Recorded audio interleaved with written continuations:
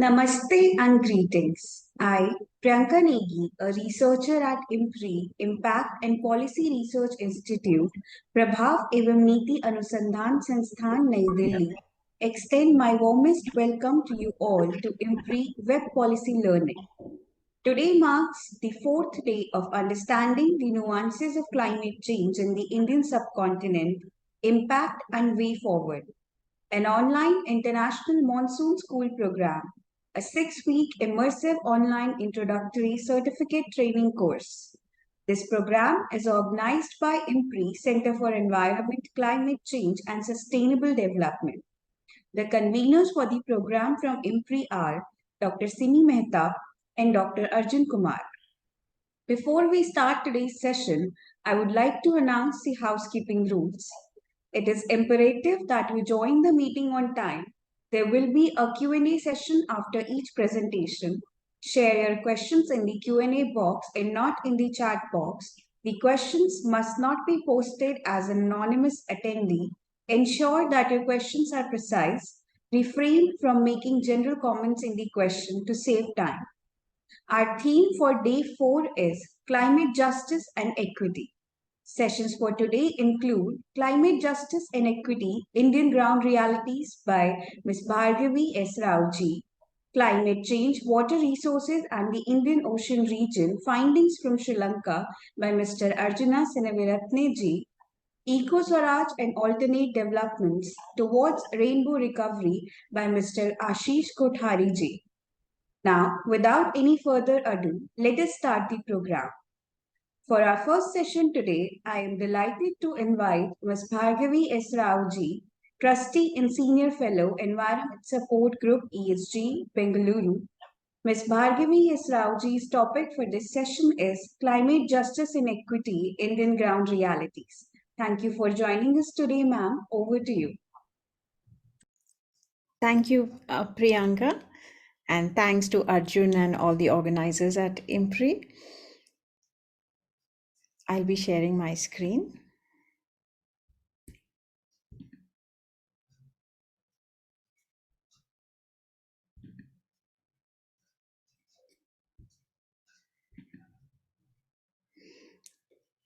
Yeah. So, namaste everyone, and happy to be sharing some of my findings in the context of climate justice and equity from the Indian ground realities, if we can call it. So what is happening, as we all know, is while we promised the big number of 500 gigawatts, we did not realize, or probably did not think through, the kind of land that is required for a transition in order to meet our climate goal targets. So we all know that movements across India struggled so hard to ensure that the Land Acquisition, Rehabilitation and Resettlement Act was amended to make those provisions which were fair, and the resettlement and rehabilitation happened really well, and nobody was left behind. With all the amendments that came about in 2013 and later on a few more in 2015, today what has happened is every state has found a way to dodge the provisions of the LAR Act in order to divert land for solar and wind parks and various other renewable energy installations. So the areas where land is being diverted are predominantly where the most vulnerable and marginalized are managing to survive. And these are people who are completely off grid, if I can say, because they truly lead sustainable lives. Their way of life is a little bit of agriculture, a little bit of pastoralism, some weaving, some fishing, and with all of that, they have been making a living. And they are also dependent on the commons. And most of them are small and marginal farmers, so they have very small chunks of land. But what is happening is the land is being diverted in various ways. First of all, every state has brought about amendments in their own land reform acts. And what we have found is there has been very devious misinterpretation of very progressive court orders. This I can cite from the example of the Chelkere Science City, where 13,000 acres of land was diverted to the Science City, in which 1,000 acres, 1,500 acres was for a solar park. And that was the first time we even challenged that at the NGT, because MOEF held on to the position that solar parks are benign and they don't need environmental clearances. So we did challenge that at NGT, and NGT did give an order which said that MOEF and CC has to go back and revisit that decision, because solar parks are found to be not so benign as we all think. But MOF and CC has continued to hold on to the position that most renewable energy installations don't cause environmental pollution, so don't need EC or EIAs and so on. So in the case of Chelkere, it was a misinterpretation of a previous court order, high court order, which had protected the grasslands of central Karnataka, what we call as the Amrit Mahal grasslands. But unfortunately, all those grasslands are gone, and only about 3,000 acres of the grasslands are left. And these grasslands supported 70 villages all around them. And these grasslands had been protected by the local communities. Not an inch of it was encroached anywhere. And people regarded those grasslands as something very divine. They had temples around those places. So when I say temples, they're all mostly animistic places of worship. They celebrated the grasslands and protected the grasslands in a very beautiful understanding. They knew their ecological landscape so well that they ensured that it was not overexploited either by grazing or by taking away the water, or taking away some of the plant material that they often collect from that. So that was what happened in Chelkere.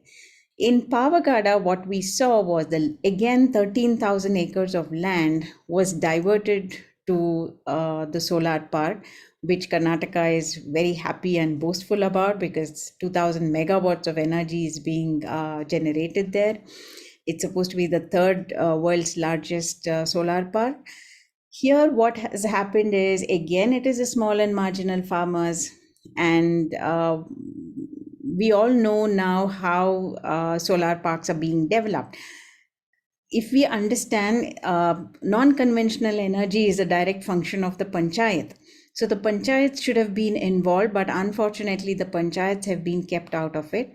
So we have created one more parastatal, and in this case, it was, first of all, it is a joint venture between CECCSD, the Karnataka Renewable Energy Department, and we've also created one more parastatal called the KSPDCL, which is the Karnataka Solar Power Corporation Development Limited.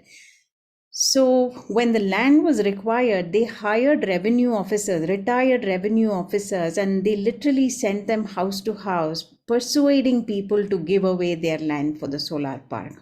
They went around persuading people, saying that if you don't give it today, we are not going to take it tomorrow, and you will be at loss. Your neighbors have given, your relatives have parted with the land. So we would urge you to, part with the land. So there was no public consultation held. There was absolutely no negotiation agency for negotiation with these people. As a result, they settled for a very small pittance of 21,000 rupees per acre per year. And it is a lease for 25 years plus 3 years for decommissioning. So totally 28 years the land is gone, and they have no access to the land. The children born in those families will be so disconnected from that land. And obviously, 28 years from now, the land would be so different, because there's no farming happening there. The soil would have been hard. And with all the installation, cement and other material, I don't think farming can ever be possible there. It's also going to have a whole lot of the solar panel waste, which is already piling up. and it's going to be another toxic patch. And these are people who have no other alternative skills to move on in life. The youth and men, able-bodied men, have migrated to cities like Bangalore, Tumkur, and other places. The area is largely left with women and young girl children. Girl children have been pulled out of school. Child marriage has started in that region. Trafficking has started. So this really leaves one with questions of what are we doing in the name of renewable energy and climate change. Then there is a third way in which land is being taken away. This is again from an example in Chamarajanagar. Chamarajanagar is the most neglected and underdeveloped district of Karnataka, where in the foothills of the Kaveri Wildlife Sanctuary, companies have been buying chunks of land. It is direct purchase from the farmers against small and marginal farmers. The way the farmers have been lured into parting with their land is brokers have hung out near alcohol shops and got hold of all those men who really drink themselves to death, and without the knowledge of women and other family members, they have bought the land from these farmers. It's only much later that the women and other family members got to know, and there has been a lot of conflict within families. But at the end of it, you have these solar parks just at the foothills of the Chamarajanagar, where it is also part of the wildlife corridor. For it's contiguous with the BR Hills, which is a tiger region, and it's also part of the elephant corridor and many other wildlife out there. Then there is another way in which land is being grabbed, which we saw in Mikir Bamuni in Assam, where a lot of violence was employed in order to take away grant land from these people in Assam, where they had been growing paddy. A standing crop of paddy was bulldozed, and women and children were beaten up, and that land was taken away. So these seem to be the way in which land is being taken away, while we have LAR and the provisions, which are fairly good, because we do have good examples where the LAR has been used. For example, the Bangalore International Airport area in which did make use of the LAR, of course the older version, not the newer version, but even then people got some fairly good compensations. So all the pictures here are mine. The one on the top right is Chelkere, then it is the Kaveri Wildlife Sanctuary, and down below you see women trying to pick tamarind from below the tamarind tree. And these are people who have absolutely no way to lead a life. There is no nutrition at the household level. They try and do all these various things just to get a little money. Then the central picture is from Mikir Bamuni. Then the left side is again Pavagada. So on one hand, we are not regarding the provisions of LAR, and on the other hand, what is happening is we are not paying any attention to the wildlife of the country. So when we fought the Chelkere project, we argued that it was the habitat of the great Indian bustard. The great Indian bustard was hard. I think the numbers at that point of time itself was just about 250 between India and Pakistan. And Chelkere is in central and northern part of Karnataka, which is contiguous with some of the grasslands in Maharashtra, and it goes all the way, into central India and further up. But for some reason, even the state did not come out with its state action plan for, the great Indian bustard's habitat. There was a lot of delay, and this land eventually got diverted. And that region is also a home for the lesser florican and the black parks. And in many other parts also, we've seen that there are wildlife whose numbers are dwindling. And we all know that, on a daily basis, these wildlife numbers are reaching the IUCN list. but little is being done in order to protect their habitats. And getting no objection certificates from the forest has become such an easy task today. So while we were in Mikir Bamuni as part of the fact finding committee, we did meet with the forest department, trying to see if they had any discussion before an NOC was given, and they outrightly said that this is not part of the elephant corridor, so it was easy to give a NOC. And Mikir Bamuni lies just very close to the Kaziranga National Park, and we all know that that region is home to the elephants. And a week after our fact-finding study, about 18 elephants died of electrocution not very far away from Mikir Bamuni. So this is how we seem to be going ahead like a bull in a china shop, just to ensure we have solar parks and windmills and various other renewable energy installations.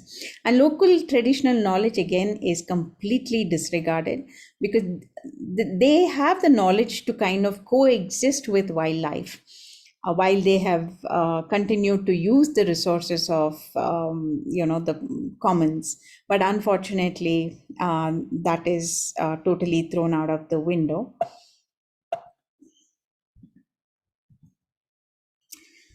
And we all know now the network of livelihoods that exist in these places. So while most of these regions are home to pastoral activities, some of the sheep and goats are also indigenous. For example, in Pavagada, Chalkere, all these places, it is the Deccani sheep. The Deccani sheep can walk long distances, and it is drought resistant and disease resistant. It hardly falls sick. The wool is sheared, and it's a livelihood activity for the women to make the yarn. And once the yarn is made, again, it's a man of the house who makes the blankets. And then it is sold in various markets. And the beauty of the blanket made from the Deccani sheep wool is the shepherds use it throughout the year. During summer, it is supposed to keep them cool. During the monsoon, it doesn't retain water. Water just flows down the blanket. And during the winter, of course, it keeps them warm. And apparently, it is also sold to the Indian Army in colder regions of the country. But with total disregard to this livelihood, the land was taken away. And similarly, a whole lot of weaving activities take place, and these are activities that supplement their income. They do a bunch of things in all these areas. A little bit of agriculture, a little bit of animal rearing, blanket making. During the summer months is when they make the blankets. And again, during the summer months is when they make all the agricultural implements of baskets and brooms and things like that. And in addition to that, cotton weaving is also very much connected to this, because across all these regions we've seen weaving of fabric is like a big livelihood and directly connected to such activity. Very recently in Karnataka, we've been working with the handloom sector, and we found that cotton farmers here no longer want to grow cotton because one, the cotton prices have fallen, and also the BT cotton has caused a lot of havoc in their lives. So without cotton, there's going to be a problem for the cotton weavers. And the handloom sector, the Karnataka Handloom Development Corporation, is in a mess by itself. So this is again affecting a whole lot of livelihoods in Karnataka, and it's the same story across the country. And along with these lands going, a whole lot of other livelihoods like, the blacksmiths and others, they're completely losing out on these livelihoods. And these were livelihoods that are not connected to the grid, like I said. So if we really want to understand what kind of land we need, so there have been a lot of studies. One such study is by Charles Warringham, where he says that India would require this much amount of land for solar and wind. It may kind of roughly sum up to some 2% of land, and again 2% of land might seem like it's very small in a big country like India. But what is important is this is happening in regions which are highly vulnerable, and we're going to have a whole lot of people who are just going to fall through the crack because they don't have anything to cope up with. And are we creating climate refugees? Would be a good question. There's absolutely no nutritional security for these families. Access to health, education is out, and they have no other land to bank on, no other way to kind of lead a life, because no other skill is also there. And if you also look at the kind of skills that are being built, while the central government has been promising Surya Mitra, Vayu Mitra, Varun Mitra skill training, those are happening mostly in urban areas.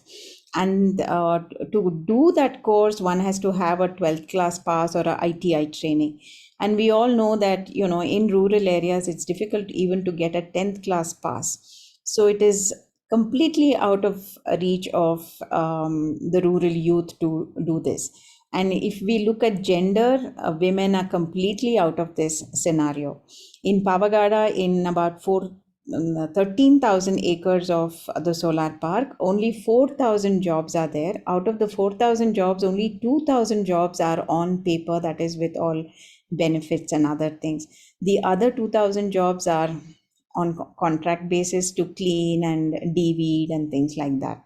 And even the 2,000 jobs, it's not that they have a job 9 to 5. It's only once in a while when something is not working to go fix the problem. So most of them also do other odd jobs in between. So this is what the renewable energy scenario looks like in the context of jobs.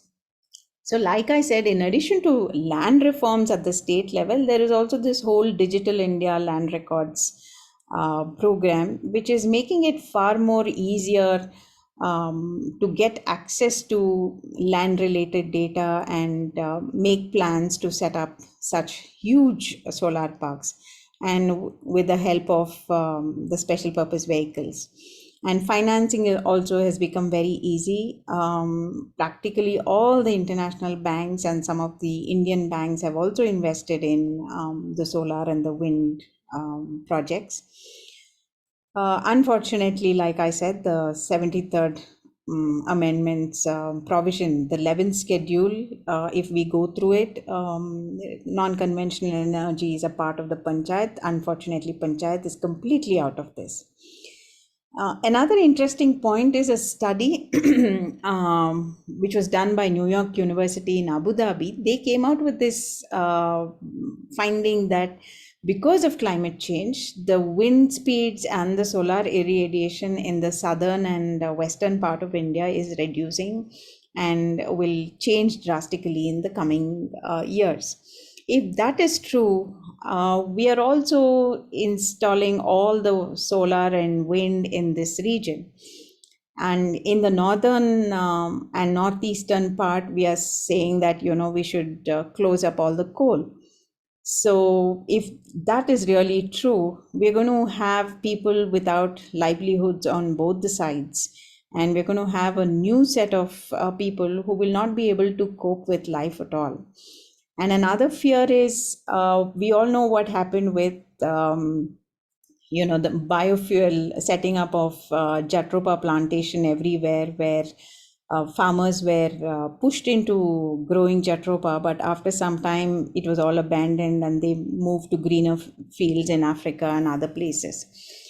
So if that happens again, farmers will be complete losers in this case. So to kind of sum it all up, like I said, lease sale or forcible grabbing is what is happening everywhere. And the traditional non-carbon livelihoods are completely disregarded in the name of climate change. And we are all seeing how migration and wage labor has increased across the country. And lack of alternate skills is really affecting these people. Most of them today land up in big cities where they're working for very, very small amounts. And the provisions of LAR are completely ignored.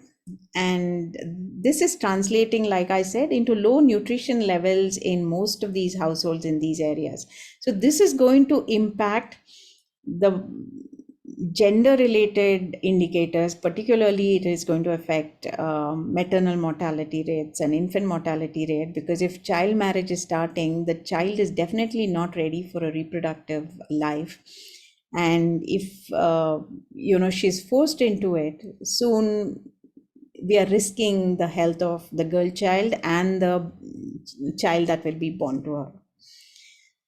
And another point is not that all these villages which have parted with land have electricity themselves. In and around Pavagada, in and around Chamrajnagar, or even in Mikirbamani where we saw, they themselves don't have any energy. Their homes still lurk in darkness, while we are very happy that India is electrified completely. I think about 13 to 15% of India still largely lacks electricity. The latest article in Monga Bay talking about the mini grids in Jharkhand also show how 6% of Jharkhand really don't have access to electricity. And even in homes where electricity is available, there is always a gender divide in that little availability. And local ecological landscapes are completely destroyed. In Pavagada, 13,000 acres of land have been completely leveled and all the commons are taken. So last year with the heavy rains, half the panels were underwater. I went there to see what had happened, and many parts of the solar park was underwater. It had happened even in Rewa a couple of years ago. So is this the way to go is a big question that we need to understand. And Pavagada was pushed as a case for saying that it is drought prone. And most of the lakes in and around Pavagada, people were not allowed to use because they wanted to harvest the water because the region was completely dry. But with last year's rain, now all the lakes are overflowing, the panels were underwater, and people's fields are all filled with solar panels, and they are unable to do any farming. So again, if we look at the principles of environmental jurisprudence itself, particularly the free, prior and informed consent is completely absent because the local people have no idea what they are signing up for. Then principle of intergenerational equity or the precautionary principle are not considered at all. And the solar PV waste is piling up. In Pavagada, it has already started piling up in every smaller park. It has started piling up. Then they are hiding it behind their small utility facility buildings. And soon we're going to see the same people who have no access to anything else will also be bearing the brunt of, dealing with the toxic waste. And like I said, there's irreversible impacts on gender and human health. So these are internally displaced and dispossessed people just left for themselves to survive with no other alternative. So I'm sure we are creating climate refugees in the name of solving climate change problems. So one day we were just discussing, and I thought this was a very interesting,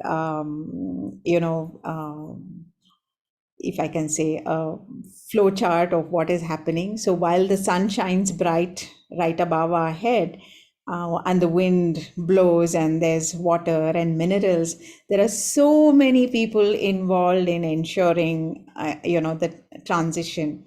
And it is the local communities who are eventually bearing the brunt of it.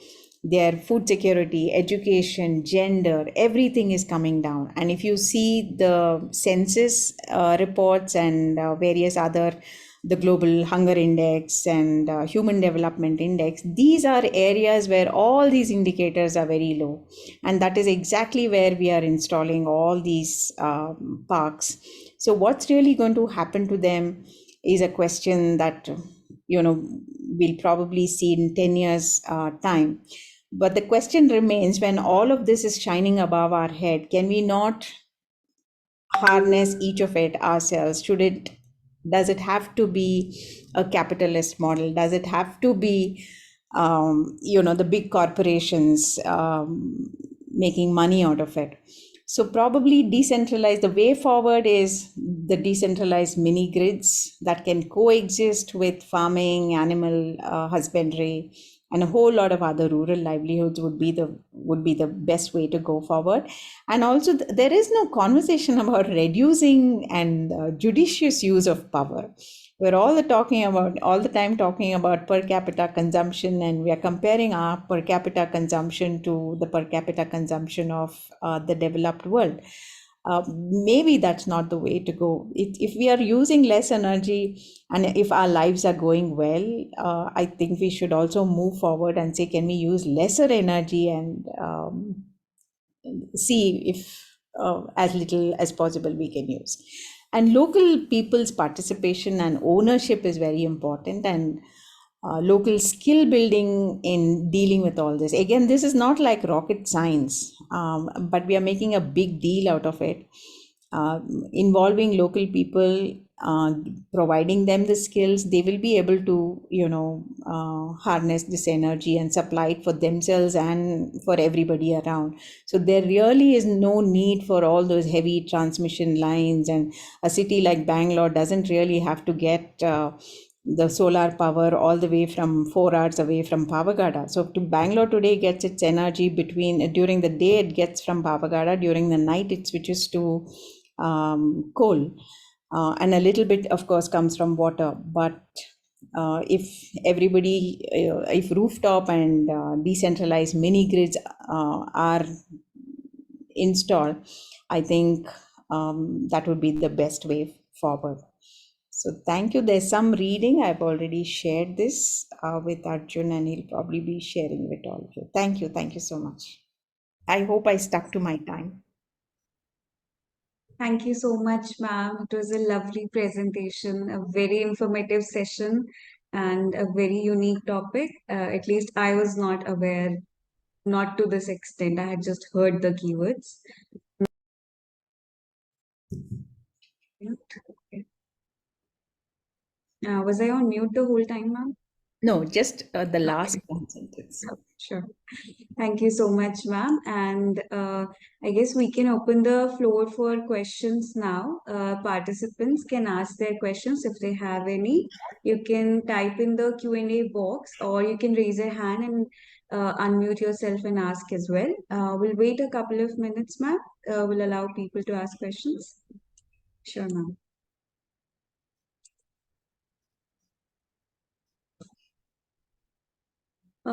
In the meanwhile, ma'am, I had a question. You talked about local people's participation to be increased if we want a more inclusive, uh, structure in the society. So that seems to be a way forward, but like as of now, I am unable to comprehend like how that could come along, because there is an I would say imbalance of power structure is definitely there, and especially with regards to land, I would say even in the not just for the in the solar context, but even for the industries taking up the lands for various purposes, and the local farmers are the ones, or the local communities are the ones who have to give up their lands eventually. I've always wondered how is the I would say the compensation that is given. Of course, you raise the point that there's not enough negotiation. They're not aware, and so they're compensated very poorly. So I wanted to know, like, how can this compensation, how can we better it? Like, how do we bring about that negotiation that is necessary? Is it because they're not aware, or is it like what could be the issue in this matter? Yeah. So, see, first of all, if a large chunk of land is being diverted, and if it is being taken up by the state through the state, what we call the special purpose vehicles or the parastatals, the provisions of the Land Acquisition Act should be used.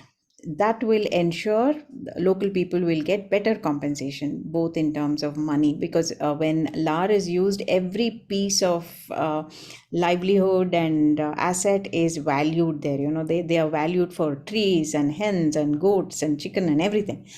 So that would be a fair thing. If it is not a large, so first of all, a large solar park, a utility scale solar park is not required. So the second best is to have it at the panchayat level. So, like I said, the 73rd, 74th Amendment, which happened in 1992, the 11th schedule lists the functions of the panchayat, and non-conventional energy is a direct function of the panchayat. So, at the panchayat level, uh, there can be ways in which cooperatives can be set up, or local entrepreneurship can be set up, and mini grids can be set up above people's farms, where under which they can also do their horticulture or agriculture farming, and they can also do their the pastoral activities. This has happened. For example, the government's own scheme, the Kusum scheme, is supposed to be doing very well, where under the panels they are growing crops, and the microclimate created by the crops apparently increases the efficiency of the panels, and the panel creates a microclimate for the horticulture crops, that the harvest is also pretty good. So that would be a better deal. uh, but like in case of Pavagada, when the lease happened, people didn't, there was no public consultation per se. They had no idea about the details of the project. So that is a big problem. And that's not the way to go. So local people should be completely aware of what the whole project is about, how can it be done, who all should be involved, or how they can be involved, or many ways. And a one size fits all is not the approach. Every region, every village can come out with its own ways to make sure they all have energy. See, at the end of the day, the goal is to make sure we all have energy and make sure that nobody is left behind. But the current paradigm is only ensuring the big multinational corporations and the local big corporations are making the money. International banks are involved. We are financializing the sun's energy that's above my head. You and I can synthesize it, right? So we are making a big deal by by taking away the land from the most vulnerable, in the name of harnessing the sun's energy that shines above there. Yeah, I hope I answered your question. Yes, ma'am. Thank you so much, ma'am. I see Astupa Jadeja has raised her hand. Could you unmute yourself and ask your question? So my question was, what is stopping the state from undertaking projects that are truly sustainable and not sustainable like in name or token oriented? Because I am from Mumbai and I travel by local trains every day, and there are so many places that I can see where water harvesting can take place. Small places in which we can contribute to us towards sustainability, but I don't see state doing anything truly sustainable in that sense. Is it why? Because they want to take the credits of making use of these huge projects that they might do in future, or is there any other reason? I just wanted to. Yes, you are correct. We are very fond of everything mega. So mega projects means mega amount of money, mega amount of business, mega amount of contracts for everybody. So as a result, the states have kind of been a little lax in promoting the Kusum policy, the scheme, the Kusum scheme, which is offered by the government itself. And also the central government is also pushing. On one side, we have created those policies and schemes, and on the other side, we are also telling the states that you should increase your land for solar, you should make your land available for big time investors.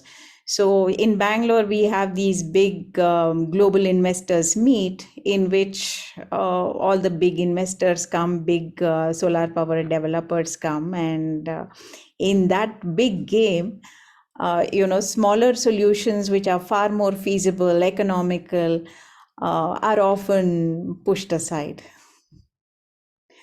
So that is the reason I think if people wake up to the fact that we can do this ourselves and we don't really need big corporations to do that, I think that would be the way to go. Ma'am, you also mentioned about the Ministry of Forest and Climate Change and the ease with which the permissions are granted. Like the land is now easily accessible, sort of.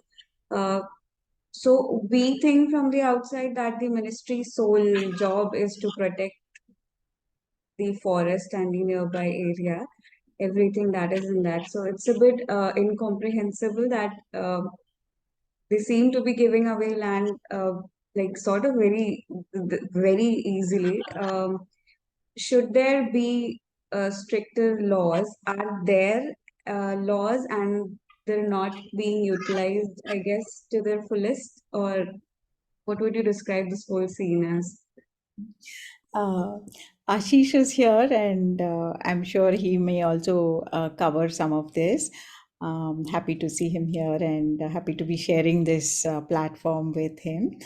So, India's environmental laws have been diluted since the time they have been brought into effect. So, the law itself came in 1986, I think November of 1986, and it was after the world's worst environmental crime, Bhopal gas tragedy, right? 1985, we saw that, and it was only after that we got our environmental laws. And since then, we've only seen dilutions and dilutions and dilutions, where public participation is removed, some big projects are removed from environmental clearances, so on and so forth. So, yeah, MOEF and CEC today is largely an agency that is laying the red carpet for all kinds of dirty industries. And we are, making way for these industries, saying, giving away our land, giving away our water, all our other natural resources, minerals, everything you can think of it. We are making way for that to be extracted and human resources to be exploited at very small prices, and all this for in the name of GDP. And yeah. Ma'am, there is another question by Mr. Devadyum Singh Sinwarji. If he would like to unmute and ask his question. Mr. Devadyumji, can you unmute?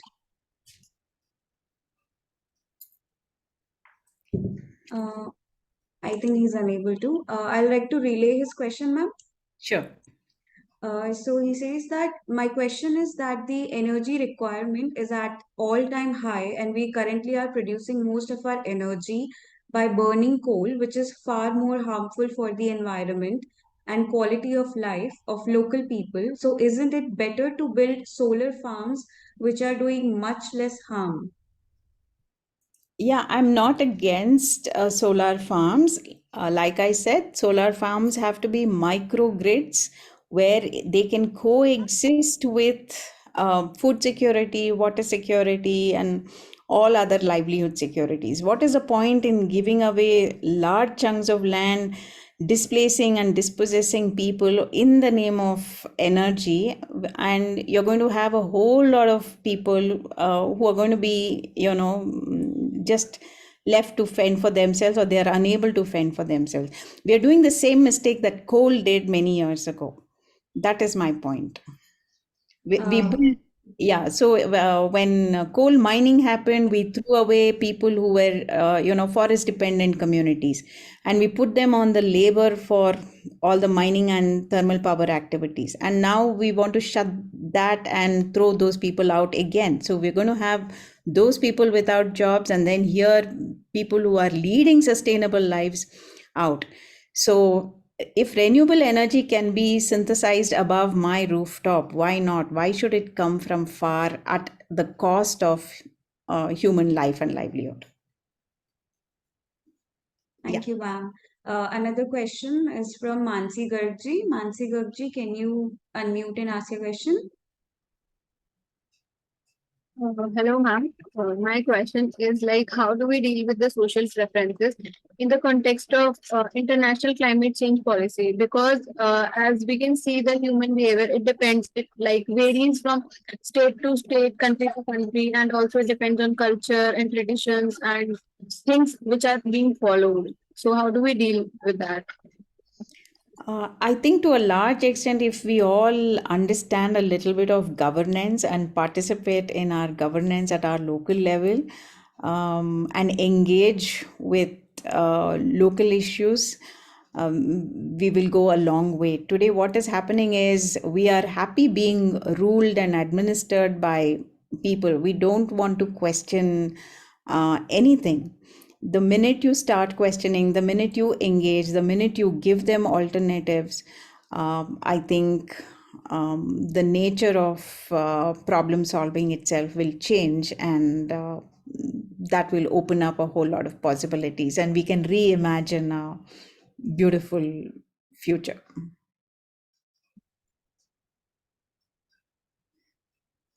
Thank you, ma'am. I do not see any open questions here now. Yes, no more questions, I'm guessing. Uh, so, ma'am, thank you so much for such an informative session and for bringing the session's attention to such important concerns. We thank you immensely for sharing your experience with us. Um, we look forward to having you at the IMPRI Web Policy Talk in the future as well. Thank you so much for being here with us today, ma'am. We can now move along to our second session of the day, which is climate change, water resources, and the Indian Ocean region. Findings from Sri Lanka by Mr. Arjuna Seneviratne ji, Board Member, Climate Action Network of South Asia, Development Consultant NG Forum, Sri Lanka. Thank you for tuning in with us today, sir. Over to you. Thank you, Priyanka. Let me first thank you guys for inviting me to the panel. It's one of the best that I have actually got involved in South Asia in a long time, I must say. And so it is an honor and a pleasure for me to join you guys.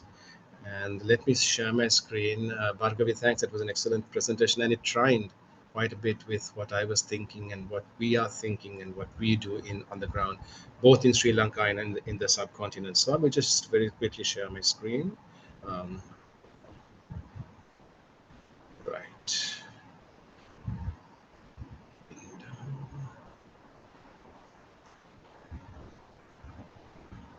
All right. Can you see me, Priyanka, and Yes, everyone? sir. Yes, sir. Fantastic. All right. Uh, what I'm going to do is I'm going to take a look at some of the backstory to all of the things that we've been discussing here over the last 3 or 4 weeks, and also some of the front story. But I will not be doing, and I will be referencing the mainstream story, of course. But I think that many of the people on this very August panel have already, in very many ways, I think they have already discussed some of these and covered the areas that are important. So what I'm going to be talking to you about today is going to be, I'm going to try to make it as visual as possible so that we can take along quite fast if it's possible. And what I'm going to be talking to you about is climate, water, and the nuancing of all of this in the Indian Ocean region. And for that, I will just the first segment of my presentation is going to be based on our lessons from Sri Lanka. And then let's see whether we can look at how those can be utilized in the larger context of the subcontinent. So first, what is Sri Lanka? We have to be very careful here. Sri Lanka, in a nutshell, there are many ways of describing the country, but I would say that Sri Lanka is in a mess. We suffered one of our worst, actually the worst economic melts down in 2022, and this kind of led to a societal collapse. So the country very quickly suffered this extremely traumatic socio-economic disaster in 2022. And most of the people in the country are trying to figure out how they can get out of this while continuing to be within the debt bind, because we have in this country, and also to allow learned helplessness. We have been taught that we are helpless, and this is one of the reasons why there's such a lot of damage being done that is causing environmental issues in our countries. So we have forgotten, because of that, in Sri Lanka, four very important things, actually five things, but I'll be looking at only four of them.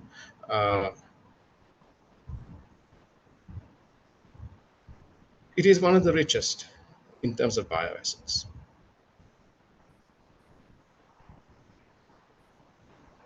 Its agrobiodiversity is absolutely magical. We have more than 550 food crops available in a country that is only, it's a little, I think it's a little bit smaller than Andhra or Karnataka.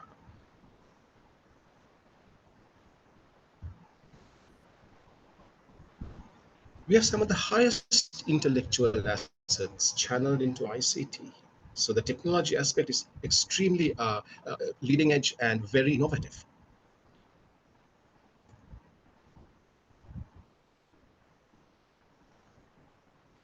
We have 103 rivers in this tiny country, over 30,000 tanks, of which at least 15,000 are still in use.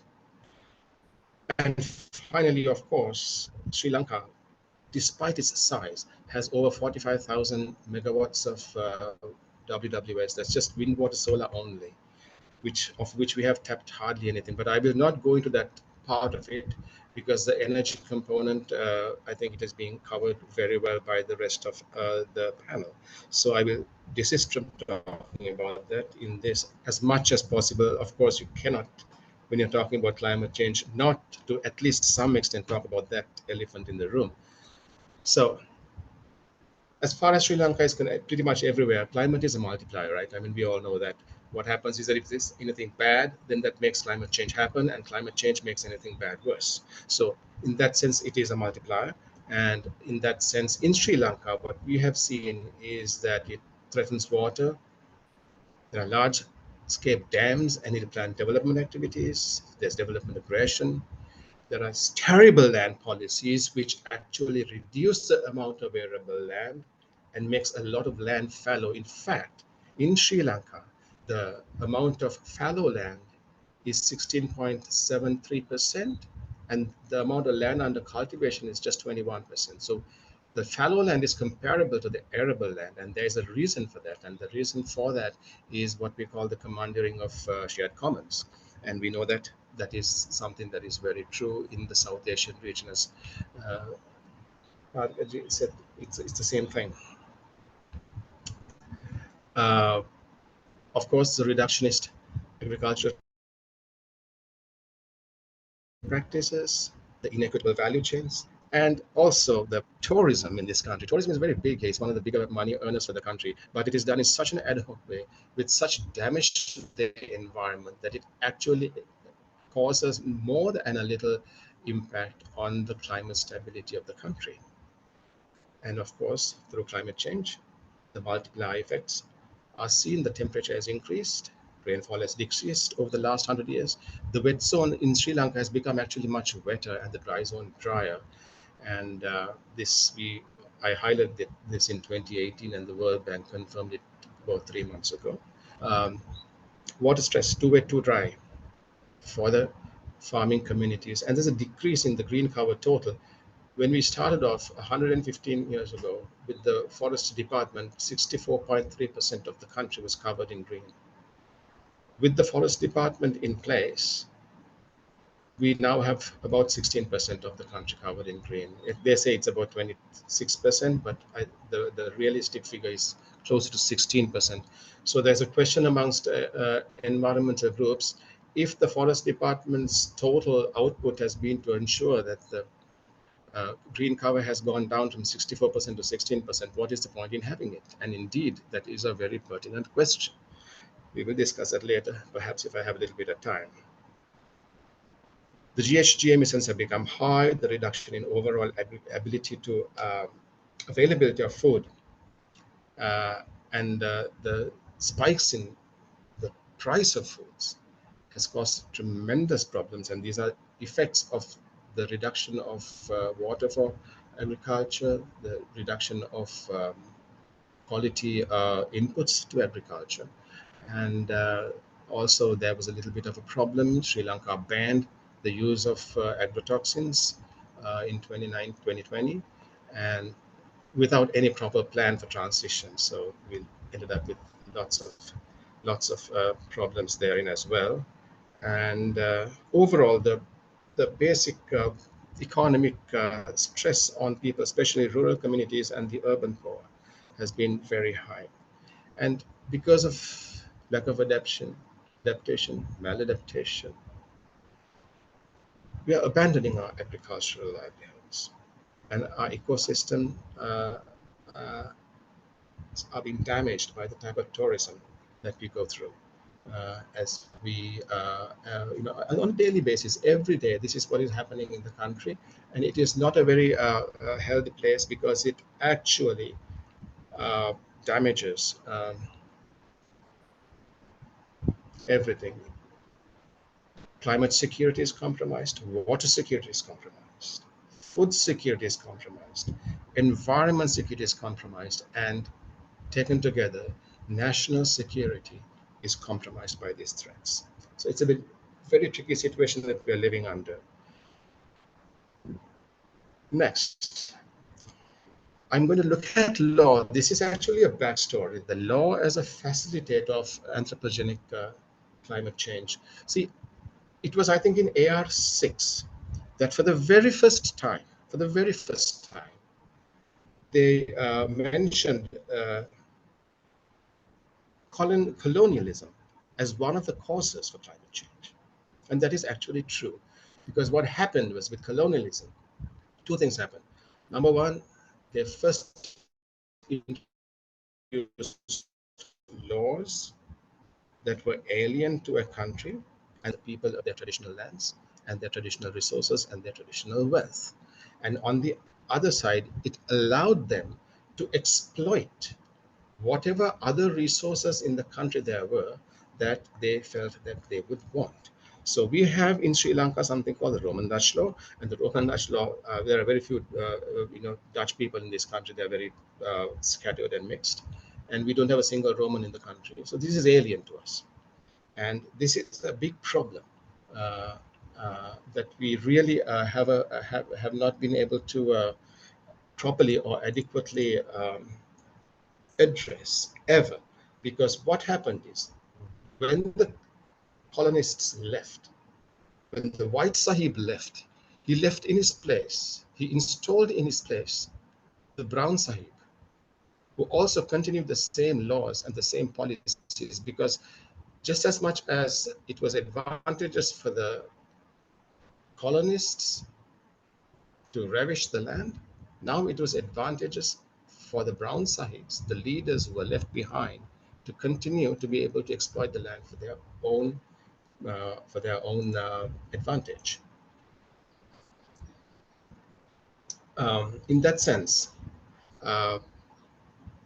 Sri Lanka actually is in a very bad place. If you look at the climate vulnerability indices, Sri Lanka is second most in the most vulnerable to climate change in the world.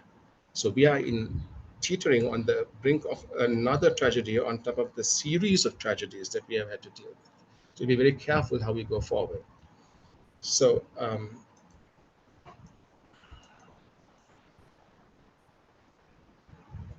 look at this. I want to read this out to you. Our people never had laws. Instead, what we had was what we call sirith, or customs. Those customs were built over thousands of years of experiment and experience. They balanced the relationship between kings, subjects, birds, beasts, trees, and flowers. They arose of the need to create harmony between all things living. Now we have laws. They are young in years and built for other types of people living in other types of societies. Most of what we call our law is not our law, it is their law. All of it is imported and none of it is important. Our people do not see the relevance of that to our society. Our people will consider laws as a last resort. And even then, even if all else fails, we may never go to the law for relief.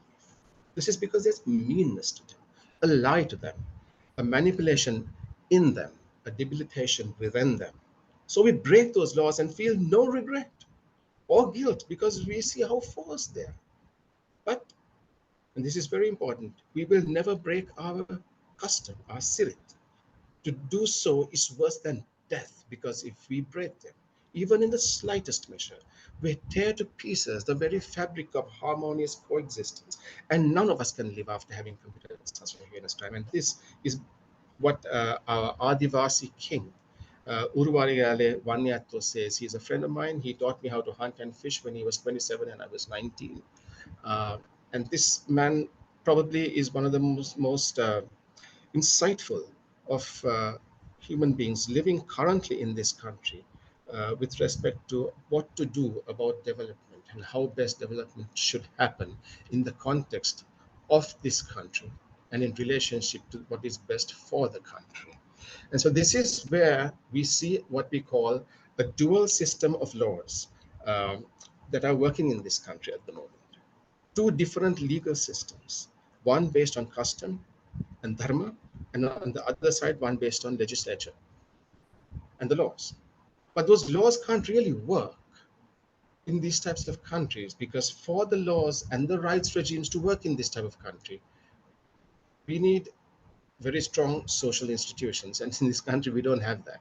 And because of that, what happens is that anytime we try to do something where there's an agreement to do something, that agreement is being made by a very small gathering of people, and the larger, the greater population, which is impacted by this, really don't have much say in how those laws are created, how the policies are created, and how those policies move in practice. And because of that, there is a disconnect, there is a fracturing.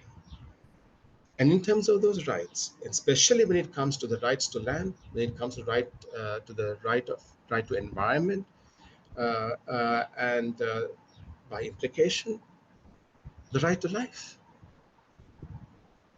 the larger body of people are left literally in the dustbin. They're marginalized to a very large extent. So in that respect, if you have strong social institutions, we get right-based regimes, and they can use what we call segregated rights approaches: women, gender, youth, human rights, and so on and so forth. And they created, or they think that they can create at a global level a just society, which is want-free, guilt-free, and worry-free. But if you take countries like ours, especially like a country like Sri Lanka, the social institutions are broken. We do not have constitutional guarantees. We do not have a trust or access to legislative instruments. We do not trust and have no access to enforcement agencies. We do not trust the police. We do not trust the army. We do not trust the forest department officials, the wildlife officials, the regulators, the enforcers. We do not trust them at all. We don't have trust or have access to information. Most of the information we get is fake, and we have limited access or no access to finance. So when that happens, the rights regimes actually break apart. But the more mean problem here is the nastiness of it, is that people actually start to push these rights to people, and those rights are rights that cannot be used. They just can't be used. And in the process, what happens is that communities become fractured, and fractured communities cannot do anything to help themselves. As the previous speaker said in one of her responses to the question, nobody knows what will happen until they actually start fighting for something. And a lot of us believe that we have no ability to do that. That is because our communities have been fractured. It has been systematically taken apart. And this is where we look at the one right that is usable, community rights. And communities are the entire cloud, whether there are people who are in the terrain, who are illegals, who are, um, I don't know, local government officials, mainstream tourism operators, environmental protectionists, socio-environmental conservationists, the birds, the bees, the clouds, the water, the rain, the mountains, the valleys. All of this is part of that community. And in the days of yore, when we had our customs, we managed to look after this, because those who use the most stand to lose the most, and they therefore will conserve the most, they will protect the most, they will guard the most, they will regenerate the most. It should never come from an external party, like for example myself sitting in Colombo and trying to do things for the benefit of the people in a rural community that is living in the middle of a conservation area, has less power, less capability, less knowledge, regardless of however much we study the science, than the people who have been living in those areas for centuries. And it is time that we invest our work in those very communities. So in these, we will see, sorry, I went a little bit further than I thought I would. Can I go back here? Page up. Yes. The right to ownership of shared commons, the right to non-impoverishment as opposed to poverty, access and benefit sharing (ABS), and as the previous speaker spoke, free, prior, informed consent for the IPLCs. This is not happening at the moment. Recognition as first investors, because as again in the previous speaker's presentation, she was talking about the way in which this whole thing was happening was that people were being forcibly coerced into giving up their commons. So they don't get they are not actually part of that first investor group. They are the people who have to have the highest right, not the last right, the first right. And the right to establish IPLC, like the community itself must come in and they must work together. So in that respect, what we have seen is that Sri Lanka is woefully inadequate in the way in which it should be addressing these problems and making sure that instead of all of these segregated rights, that they should have one common right called a community right, and work with that for an equitable way to respond to the impacts of climate. Right. All of this has led to three things here. What we call an us versus them kind of mentality in the country. The first is we all talk about our resources and their businesses. We talk about our wealth and their development. We talk about our customs and their laws.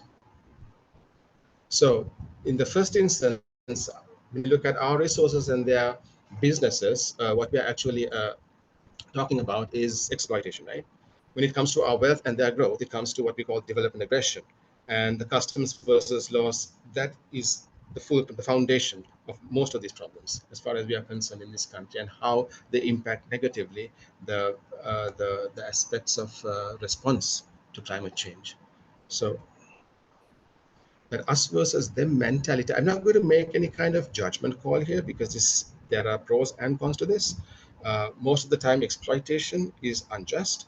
Most of the time, what we call development aggression is unjust, and the enforcement of alien laws is unjust. But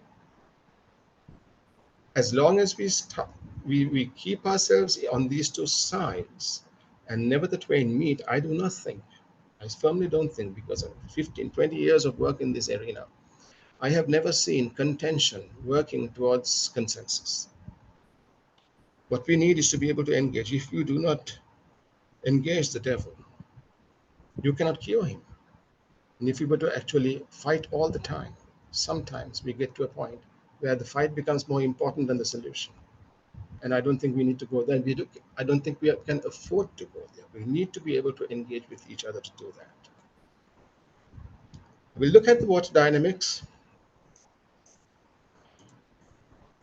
And here, there you go in Sri Lanka, very specifically, you can see that this very tiny country has all of these rivers emanating from what we call the heart of the country, which is the upper central watershed. But the central watershed is very small. Physically, that area is very rich, but it is very small. And after what we call the accelerated Mahaweli program that was started somewhere in the late 1970s, we created a series of dams in that area, a very large number of dams. And these dams, because they were created so quickly, did massive damage to the hydrology of the area. It destabilized the entire country. And if you look at the dam system, you can see how many such were created within the course of about 20 to 25 years. And these dams caused extreme climate related issues, and also the multiplication and the multiplier factors of climate resulted in some of these dams actually becoming very unsafe on one side and useless on the other. You can see the cascade, one after another, and the river that was actually dammed in this way literally died. And when the river dies, what happens is that the communities living in the very near vicinity are bereft of the ability to utilize water. Just a little quick idea of what types of destruction was wrought. Entire fertile regions were completely wiped out. The aging of dams and the problems associated with their security was not dealt with in line with international covenants. The siltation of large body reservoirs, now these four are actually interrelated. The siltation, the forced relocation, the destruction of stable farming livelihoods, and the reduction of farming space. So what happened was like very simple. It's actually the entire development strategy was myopic on one side and astigmatic on the other. So what happened was that they would create this dam, and then you create a sanctuary of the areas in the immediate vicinity in the valleys. But they would not look at the catchment areas. They would say, all right, we will protect this area, but we will let the catchment areas go.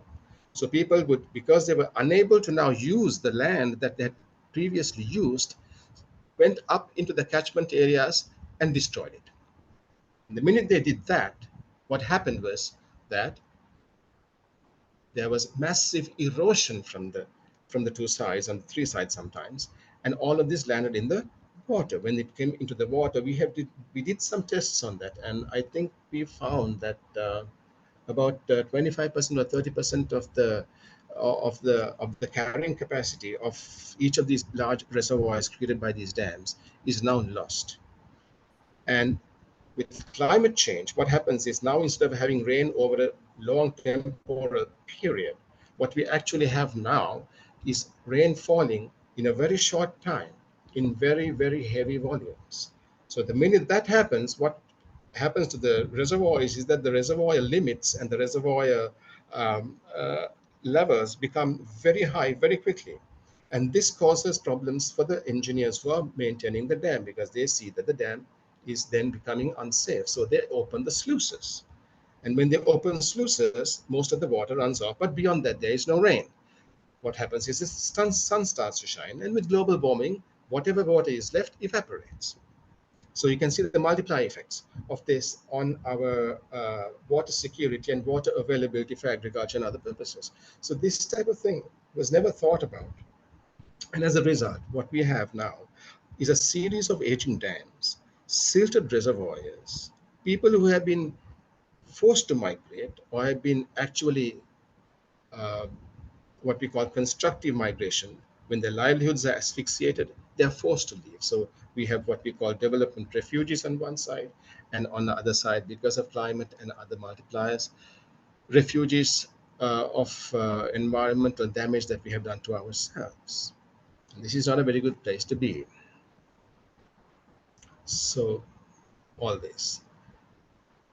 Um, Actually, what happened is also that mining in these areas, which was actually banned, but was forcibly, like the politicians and the other big businesses went in and said, no, no, no, we have to be able to do this.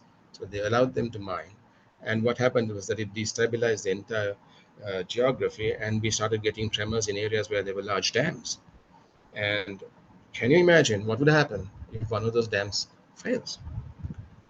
Because if one of those dams in the upper area fails, what we suspect, because all of the other dams were also built quickly, they are also of the same age. If one fails, then like a domino effect, every other dam is in danger of failing.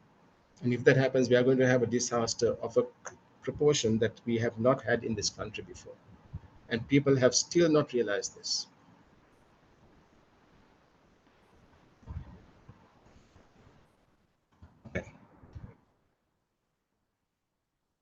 We go to the subcontinent now. Before we start on that, the Climate Action Network actually had its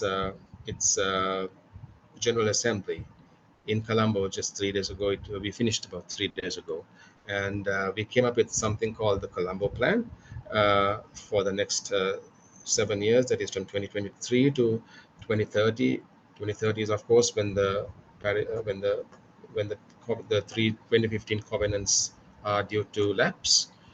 And in this, we created the entire sub-region, came together and created, they decided to work on 4 pillars. The first was what we call loss and damage. The second one was youth in climate.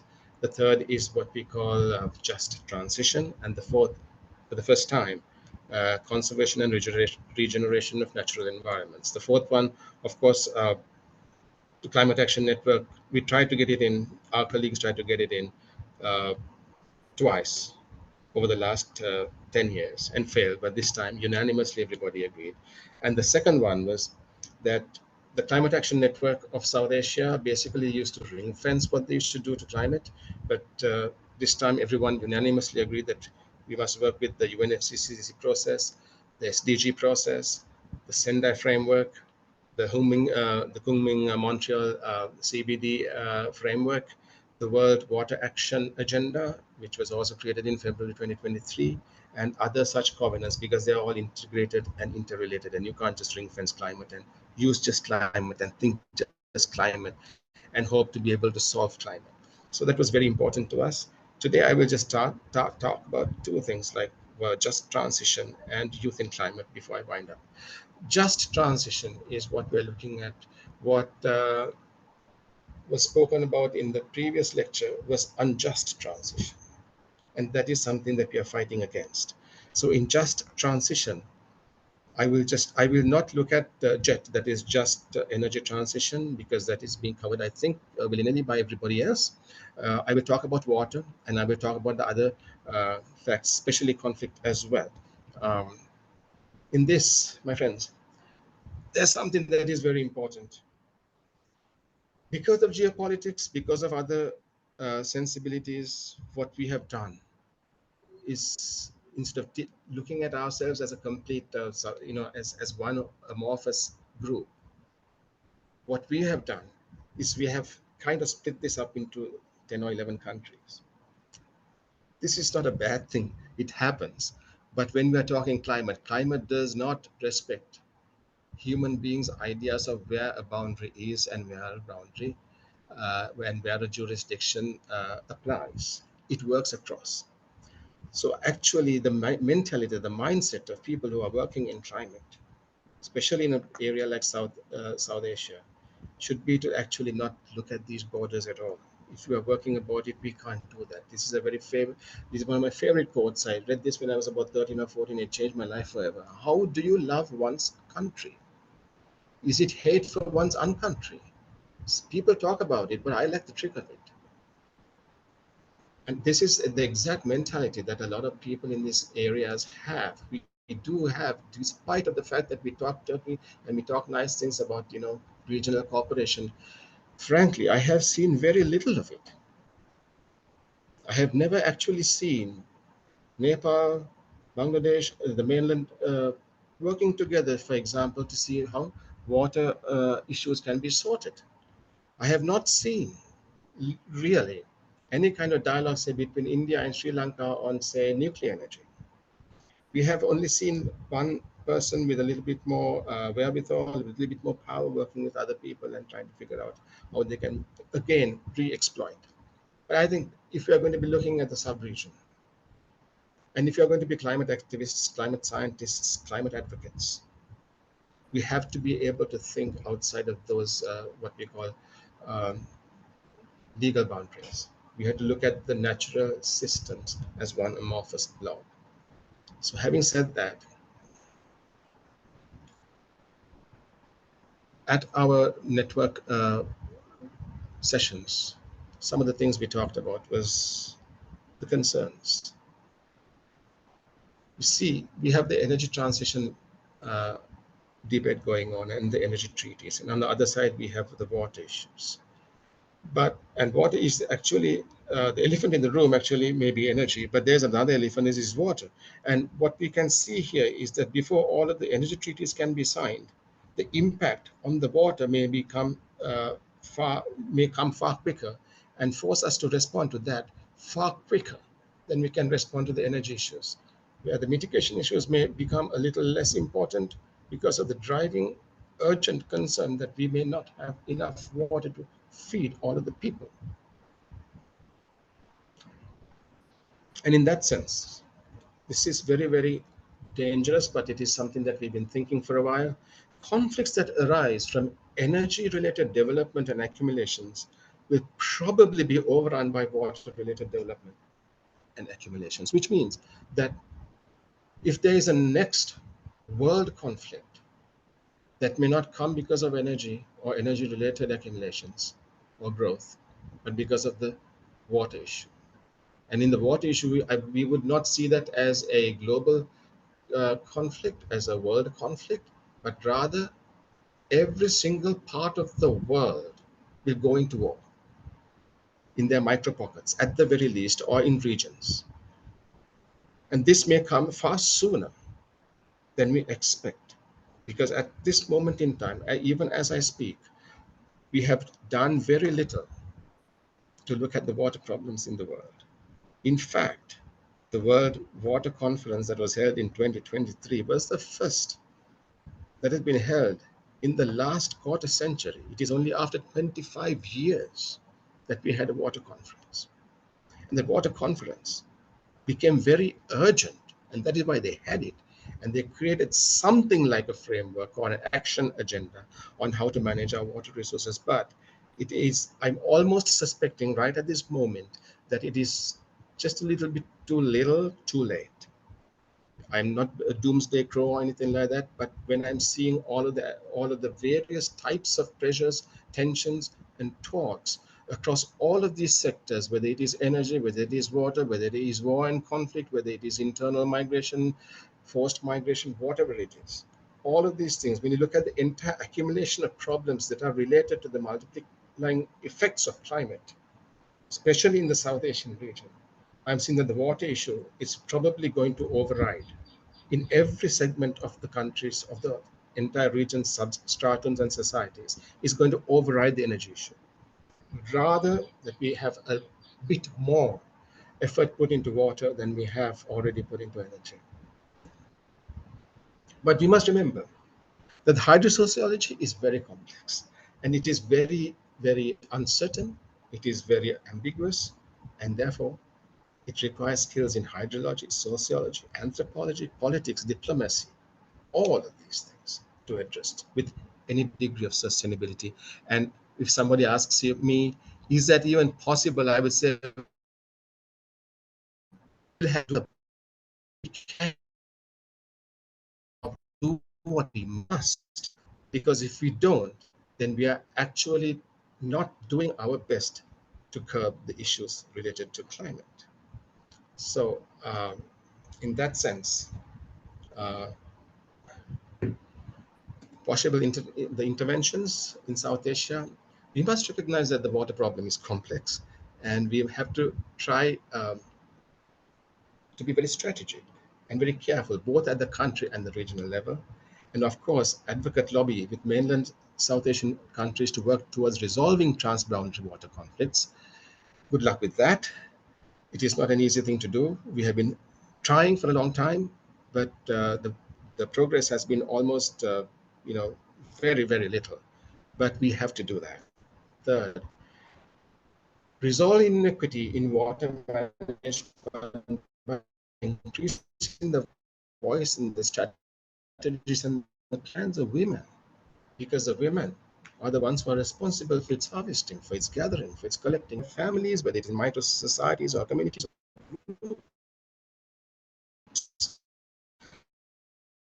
they are the people who do it. And if actually going to cause any positive impact on the problems that we are facing with water equity in the world, especially in South Asia also. In all of these, what we have seen is that if you look at SDG 6, the IWRM progress has been almost non-existent. But this is something that we will be working on with the Climate Action Network of South Asia over the next 7 years. Control pollution, of course. And finally, youth and climate. There's a little bit of a tricky thing here, because the UNFCCC defines youth as being between the ages of 18 and 35. UN is 15 to 24. But we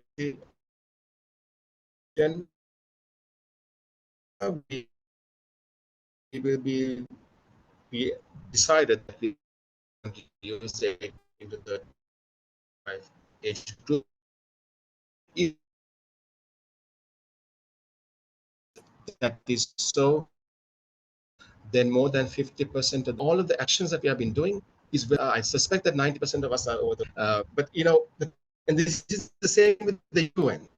I was speaking to the special rapporteur for youth of the UNSG, and that 90% of the people who speak at the UN are older than 55.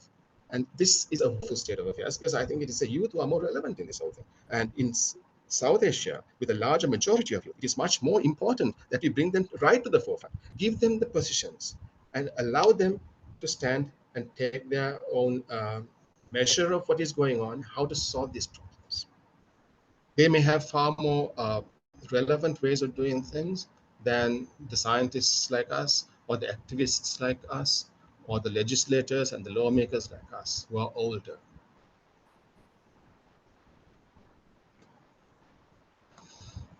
We must make sure that, in fact, the guardians of nature are the youth, and they're rewarded for it. There is a complex mechanism for rewarding them. I will not go into it because I don't have too much time for that, but we'll be sharing all of that at the Climate Action Network very soon, and finally create subcontinental strategies for networking youth-driven, youth-centric research, grassroots action, and advocacy. And finally, before I wind up, we all know that climate is neither a problem nor a challenge. It is actually our folly. And if we are to redress this, then at the very least, or rather as a mandatory factor, we must be completely, as our individual selves, climate neutral at the very least. Or we must go climate negative if we are really involved in this. Because if a person is not, then the person has lost the right to speak for the world and the climate. If he or she is going to engage in things that cause damage to the climate, then the person has primarily lost the right to speak for everyone, because if he does it as an individual, then everybody else does it, there is a chance that we will be able to redress this. But if we're going to be only simply talking about this, discussing it, collating, correlating, analyzing, discussing, writing research papers, talking Turkey, and or done that, put into the climate debate over the last 20, 30 years, and you look at the outcomes, we are looking at what we call microscopic gains and affirmation bias. We're trying to project those big gains. But looking at it from a helicopter view, we will be able to very clearly see that our gains have been almost minute. Thank you.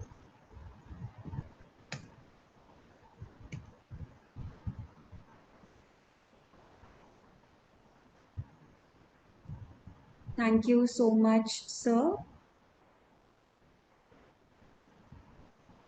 Thank you so much, sir, for such an insightful session and for giving us these insights into the Sri Lankan side of things. In lieu of the time constraints, sir, I would request the participants of this session to please ask their questions towards the end of the third session, or you can type in your questions within the chat box or the Q&A box. And we can take them towards the very end of the next session. So we can club the questions and take together after the next session. Thank you so much, sir, for this session. Thank you very much. We would like to move forward with our next speaker for the day. I would like to, I'm very delighted, and I would like to welcome our next speaker, Mr. Ashish Kothari ji, to speak on the topic of eco-swaraj and alternate developments towards rainbow recovery. Mr. Ashish Kothari ji is founder member, Kalpvriksh Pune. Thank you for joining us today, sir. Over to you. Thanks, Priyanka. Thanks to IMPRI for this invitation, and thanks to Bhargavi and Arjuna for laying a fantastic foundation. Some of what I say might sound like repeats, but I'm going to try and go beyond also. Just a quick question. Since Indians normally dominate these sorts of sessions, I'm very happy that Arjuna took much longer than his allotted thing. So which means I can try and cut short. I will try and do that. But what's your outer limit for the session? Because it was supposed to be 5 o'clock, right? Sir, we can, please take your time. Yeah, please, okay. Please. All right. Okay. So now I'll do maybe about 20 minutes, and then hopefully there'll still be time for questions. Can I share screen? Yeah, okay. Priyanka, just tell me if you can see this full screen. Yes, perfect. Yes, sir. Okay, so I think I'm not going to focus more than a couple of minutes on the problem part, because I think both Bhargavi and Arjuna have actually, and I'm sure a lot of your previous speakers have spoken about the kinds of crises that we're in, climate being just one of them, adding to a whole set of other crises that have kind of become excuses for corporations to become that much more profit-seeking and governments to become more authoritarian, including the recent COVID pandemic, but are also occasions where the best of human spirit in terms of solidarity actions and resistance and so on, and creating creative solutions also comes out. And I think it's the second part of the human response to crises that I would actually like to focus on, because one of the most important things that I think is emerging from these crises is a challenge to the very notion of development itself, especially development in the form of unending economic growth, as previous speakers have also said. Unless we actually challenge that, unless we challenge this god of economic growth, which unfortunately almost all countries still follow, despite all the evidence of how it's making the earth collapse, unless we challenge that and look for systemic alternatives, paradigm shifts, I think we're really not going to get very far. And this is even more important because so many of our governments, including the Indian government and most others, are actually talking about solutions which are still within the framework of economic growth, development, state authoritarianism, and so on. And these have become more avenues for profit making, more avenues for state to take more power over citizens, including surveillance and things like that.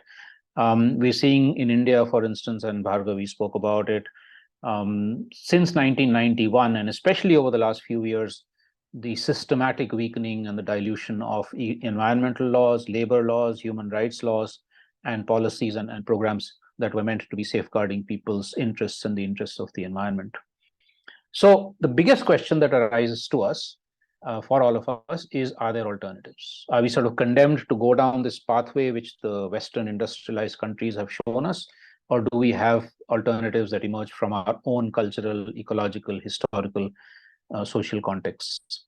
And I'm going to speak about two, one very briefly, which is that of resistance, where we see these sorts of destructive, unsustainable, exploitative projects coming in, including the kinds that Bhargavi spoke about, or the dams that Arjuna spoke about.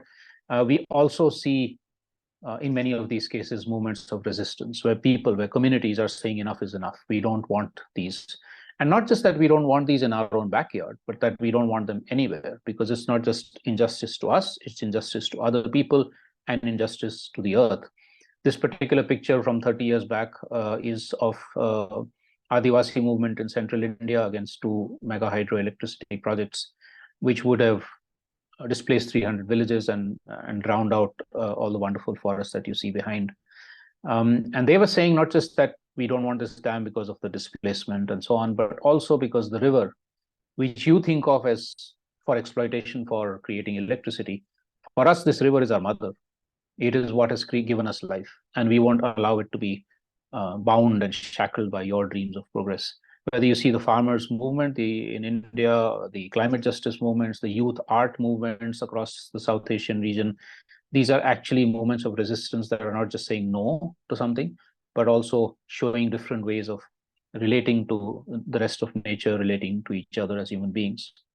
But along with resistance and saying no, we're also coming up, communities and people and civil society organizations and even some governments are coming up with creative alternative solutions to people's needs. There are needs for basic services like water and food and energy and housing and so on. And beyond that, the need for more democratic space and voice, for more gender justice and things like that. So we are actually seeing a flourishing of these across the South Asian subcontinent, still very marginal, still heavily threatened, still not fully challenging the macro picture, but nevertheless emerging as very significant signs of hope. Let me just quickly talk about 4 or 5 of these to give you a glimpse of what's happening. For me, this is the most inspiring one in India because it comes from the most exploited and marginalized section of India's society, or Hindu society, especially the so-called outcasts or Dalits, women in a heavily patriarchal society, and also very small landholders. And over the last 35 years or so, through women's collectives in about 75 villages and then a federation of these, they have revived their traditional, biologically diverse, climate resilient agriculture. They have opposed genetically modified organisms and hybrids, opposed all kinds of chemicals, pesticides and fertilizers, fought for land rights for women, and a whole bunch of other actions through which they've created not just food security for households which were once facing hunger and malnutrition, but also what they call food sovereignty, which is to say complete control over everything to do with food, the seeds, the land, the water, the knowledge, and so on.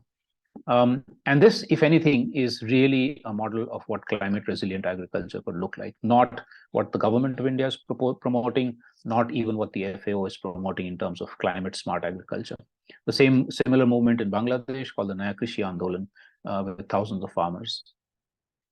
In central India, another different context, this is Adivasi India or indigenous peoples, where after a very interesting single village rebellion in the 1970s and 80s, created this slogan which you see at the bottom of the slide, that while we elect the government in Mumbai and New Delhi, in our village, we are the government. We are the ones who will take all decisions. We now have a federation of 90 village assemblies attempting this kind of self-rule, self-governance, the protection of forests, the revival of organic farming, much more empowerment of the women, and trying to bring back sort of local culture and language, even as they learn from the outside. We see across the South Asian continent, subcontinent, what is called community conserved areas or territories of life, where people are sustaining the traditional protection of ecosystems or creating new forms of protecting them. These are wetlands, rivers, mountains, forests, deserts, coasts, all kinds of different ecosystems where people are saying, it's not for the governments to protect this, it is for us. And we will claim back control over these and protect them because they're also crucial for our livelihoods and because of our ethical notions of why nature should be protected. We moved to a village in Western India, the driest part of India, which has created water self-security and self-sovereignty, but also a fantastic initiative at dealing with, for instance, the COVID pandemic through community health systems, sustaining their economic livelihoods through the whole COVID pandemic, even when the government of India had imposed a very devastating economic lockdown, and many other things, their own women's assembly, young girls assembly, and a whole bunch of other transformations that you see there, including moving towards responding to the climate crisis. In terms of energy, Bhargavi's already mentioned this, but we do have examples of really genuine energy alternatives, not the mega solar and wind projects that she spoke about, but others. For instance, in Delhi, many schools, including government schools, putting up solar rooftops, by which they're becoming self-reliant with energy, but also actually saving money because they're not buying power from the grid. Bhargavi mentioned Kusum already. Also, the very important aspect of not having to create more and more energy, but also thinking of how could architecture be changed so that you actually need less energy. If you look at our buildings and cities today, they are the most stupidly energy guzzling buildings that you can think of, the new ones. But there's both in traditional and modern architecture, there are alternatives by which you can actually use the sun and the wind in order to not actually have so much electricity being used. And so therefore also the whole issue of curbing luxury demand, because if India's energy demand keeps going higher and higher, no amount of so-called renewable energy is actually renewable and sustainable. In these last 3 years, one of the exercises we did was to look at where communities, including the ones I've given examples of, were more resilient in the COVID pandemic, both to health crises and the economic crisis. And to us, it seems like there's a whole series of lessons one can learn from these initiatives, not just for COVID, but for all kinds of crises. These lessons include, for instance, the sustaining or the rebuilding of community spirit. How do people work with each other in solidarity, which also, of course, means challenging local inequalities, patriarchy, casteism, and so on. The lessons included the rights of communities. Arjuna spoke about those rights of communities to their productive ecosystems and their means of production, not controlled by government agencies or by private corporations. These lessons included the ability of communities, both in rural and urban areas, to take decisions for themselves, not have decisions taken by the state for them. And that is, of course, the spirit of the Indian Constitution also. It also showed the enormous importance of not depending for basic needs like water and housing and energy, etc., on systems that are very far away or on systems that are inefficient and corrupt like the government. So how does one create much more self-reliance for these sorts of basic needs? It showed that where you have to have economic exchanges, the more you localize these exchanges, for instance, creating relationships between producers and consumers in a localized area, the more resilient they are to crises. It showed that the more one is responsible towards the rest of nature, protecting one's forest systems, river systems, wetlands, etc., the more resilient again one is to crises.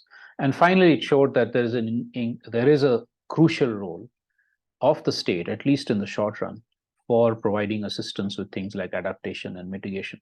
Most communities who are facing the climate crisis are not able to deal with them by themselves, or they take a long time to do it with things like water and so on. And so there is a role for the state in providing that kind of help. Now, if you take these sorts of examples and many others into account, what we see is that the kind of systemic shifts, the paradigm shifts that we need are along uh, five spheres of life: the political, the economic, the social, the cultural, and the ecological. This is a bit of an artificial separation, but just for understanding, and the intersections amongst them. So, for instance, when we talk about politics, it's not just about bringing the right party into power. To my mind, that's completely the wrong approach we've been taken. It's really about how do we claim power where we are, as rural and urban communities, as collectives. Power is something that's inborn in us. We don't. Why are we willingly giving it over to a politician or to a bureaucrat? It's about creating the control of the local communities on the most important means of production. For instance, the Dalit women claiming food sovereignty, complete control over the earth, the land, and the seeds, and so on, or workers in an industry claiming rights over their means of production, their tools of production. It's about creating the economy of caring and sharing, not about financial markets, but actually underlying that. What is it? I mean, for instance, women's invisibilized role in the economy for caring for grandparents or caring for children, right? How do we recognize that and respect that? It's about dealing with inequalities in society, creating social well-being through also creating the possibility of everybody having access to decision making, access to benefits, etc., etc. It's about sustaining the incredible diversity of cultures and knowledge that we have in the subcontinent, right? 780 languages in India alone, and if you take all the other countries, probably many, many more different forms of knowledge. Different forms of knowledge which are crucial to dealing with the climate crisis. Just as an example, in Himachal Pradesh in northern India, according to the fantastic exercise done a few years back called the People's Linguistic Survey of India, there are 230 different words for snow, which hide an incredible amount of detailed, nuanced, specific knowledge about different conditions of winter across Himachal Pradesh. If we were to teach only in Hindi across Himachal Pradesh schools, we would actually wipe out a lot of this knowledge, which is in the local languages, not in Hindi. And of course, it's also about ecological resilience. Going quickly to how you put these together, we actually come to something that Arjuna also spoke about, which is how does one look at, for instance, South Asia beyond the nation-state boundaries, which are kind of cutting rivers, cutting mountain ranges, cutting even cultures, cutting nomadic populations, cutting wildlife migratory routes. How do we reimagine it and then start working towards either a borderless South Asia or at least much more porous boundaries and borders so that these flows can be reconnected, because they are so very crucial to, again, dealing with climate and other crises. How do we reintegrate ourselves within nature? We have, because of this whole Western industrialized way of thinking, we've kind of separated ourselves. We talk about humans and nature rather than humans and the rest of nature. How do we actually think of the fact that it's not just human rights, but the rights of all of nature that are important?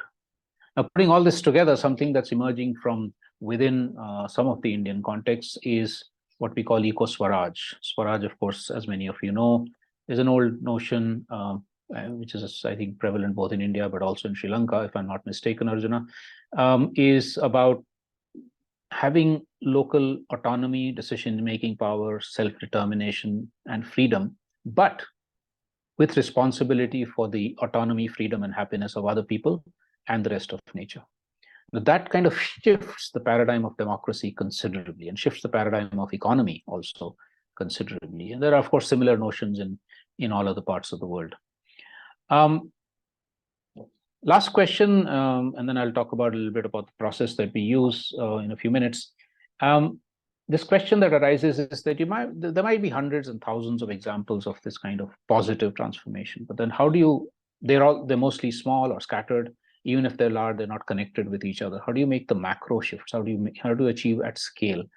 And I think one very important thing is that connecting movements of resistance, which are saying no and stopping the bulldozer of so-called development, and the constructive alternatives coming together, enabling the voices of those most marginalized and who are the sort of biggest so-called victims of the climate and other crises.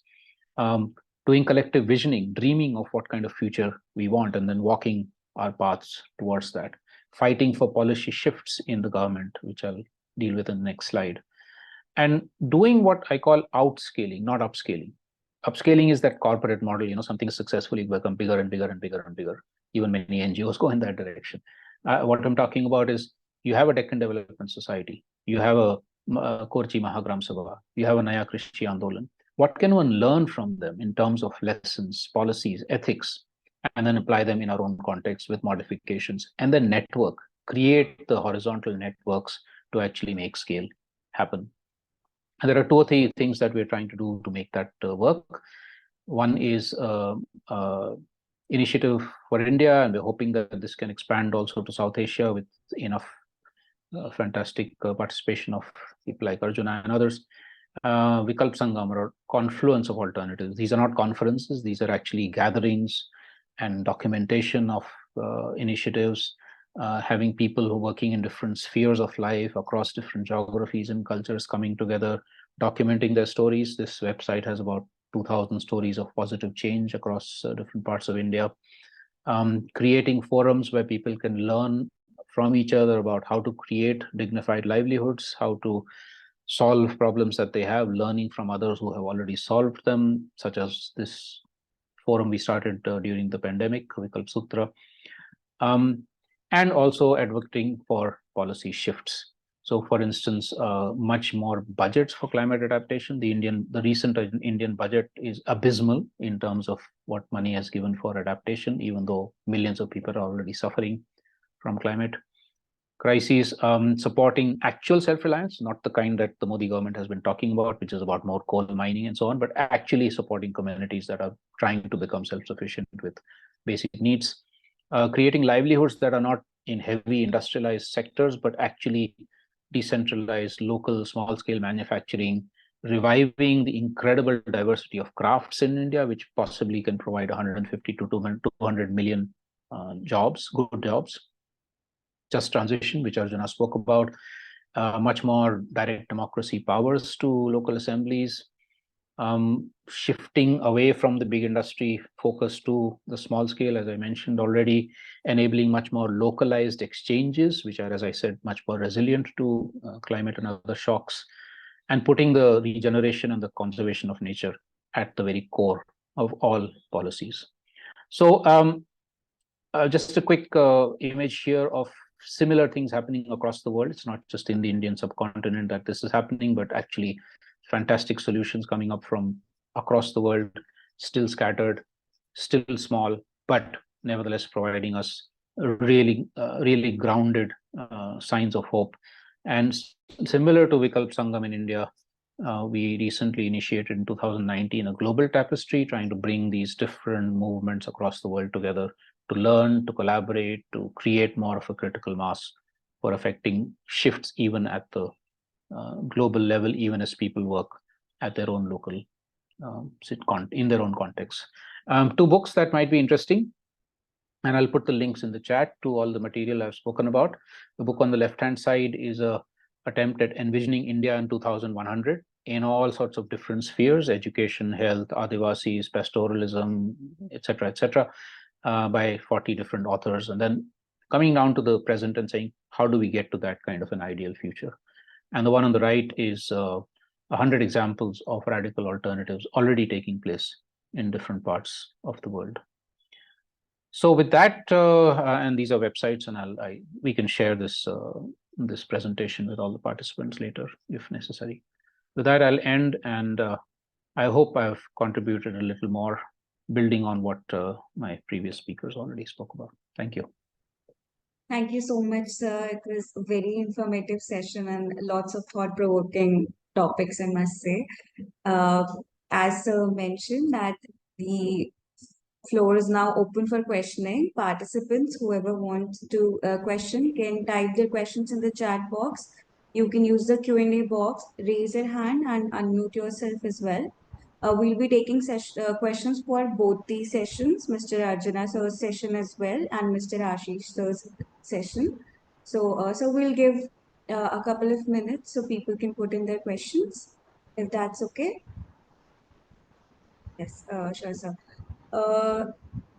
So in the meanwhile, I had a couple of questions from firstly from Mr. Arjuna sir. I had a question. You mentioned about the hydro development projects in Sri Lanka and a large number of projects. So, sir, I wanted to know what's the current state regarding developing a hydro project there. Like, what law, what all situations are being considered, if they are being given any considerations regarding the local communities, or about all the issues that we spoke up about the aging hydro development projects. Are the new projects are they being remedied in some sort of way, or is it still going on the previous track only? Priyanka, at the moment, there is very little being done in terms of addressing the very pressing issues of managing the development projects beyond the project life cycle, because they're looking at it only in a very short term way and thinking, all right, if I put this hydropower project here, I'm going to generate 50 megawatts. This is all they're thinking. They're not thinking about the sustainability, and most of the time they bypass it. Sri Lanka's environmental laws are very strong, but when the laws and the policies get into practice, they are the weakest in the subcontinent. What happens is that, for example, if we have to do an EIA, which is an environmental impact assessment, they will bypass that by saying, okay, we will do an IEE, which is an initial environmental assessment or something like that. So what happens is that that is very much more forgiving, and it can allow you to command the other comments just as much as, for example, they will say they can bypass some of the critical checks and balances and go through just as much as they say, like as people will go and go to the liquor store and get the men folk to sign their lands away. Similarly, in Sri Lanka, they will go and try to enforce themselves on the people in strategic ways and get away with it scot free. It is happening even now. So, one of the big advocacy and attack logics that we are going to have is to try to completely change this. It cannot be done. It has to be multi-pronged. It has to be, first of all, community driven. The community must first stand up for themselves. The community has lost the art of negotiation, of diplomacy, of selective aggression when it is required, and also the knowledge and the science. Whether it is citizen science or whether it is mainstream science, they have to be able to state their case with sufficient, substantiated evidence, which they don't know how to do. So, one of the key issues here is not to try to like trundle over it all and try to go and contend with the government directly, but to have strategic multi-pronged thrusts to address this grievance, address the wrong, and ensure that the people in the areas that are being most affected have the most say. Thank you. Thank you, sir. Thank you so much. That was really helpful. Uh, as Mr. Ashish, sir, I have a few questions from your session as well, if I could take them up. Yeah, sure. Uh, so, sir, you initially mentioned about climate resilient agriculture. And I wanted to understand a bit more about climate resilient agriculture, since you said that it's a bit different from what the government portrays it to be. And especially what sort of interested me was resisting the GMO crops. I think you mentioned, maybe I heard it incorrect also, not very informed about it. Could you put it in that perspective? Because I thought that genetically modified crops were supposed to be something that would help better sort of develop resilience against the climate changes going on. So could you put that into perspective a bit? And then I had another question about you mentioned lastly about substantial budgets being assigned for climate adaptation. I wanted to know from you few things, if you could list as what would come under the climate adaptation categories, like few examples if you could share where the budgets could be better spent. That and lastly, the nature at the core of policies, as you said. So, like if we consider hydro development projects, like in states like Himachal or let's say Uttarakhand, uh, so the river has a, as you said, like we must consider that the river has a right to flow as well, just like we have our rights, the nature has its own rights as well. The flow of the river, from what I know, there's just this environment, e-flows are, I think, the least criteria being considered right now when we are thinking of developing a hydro development project.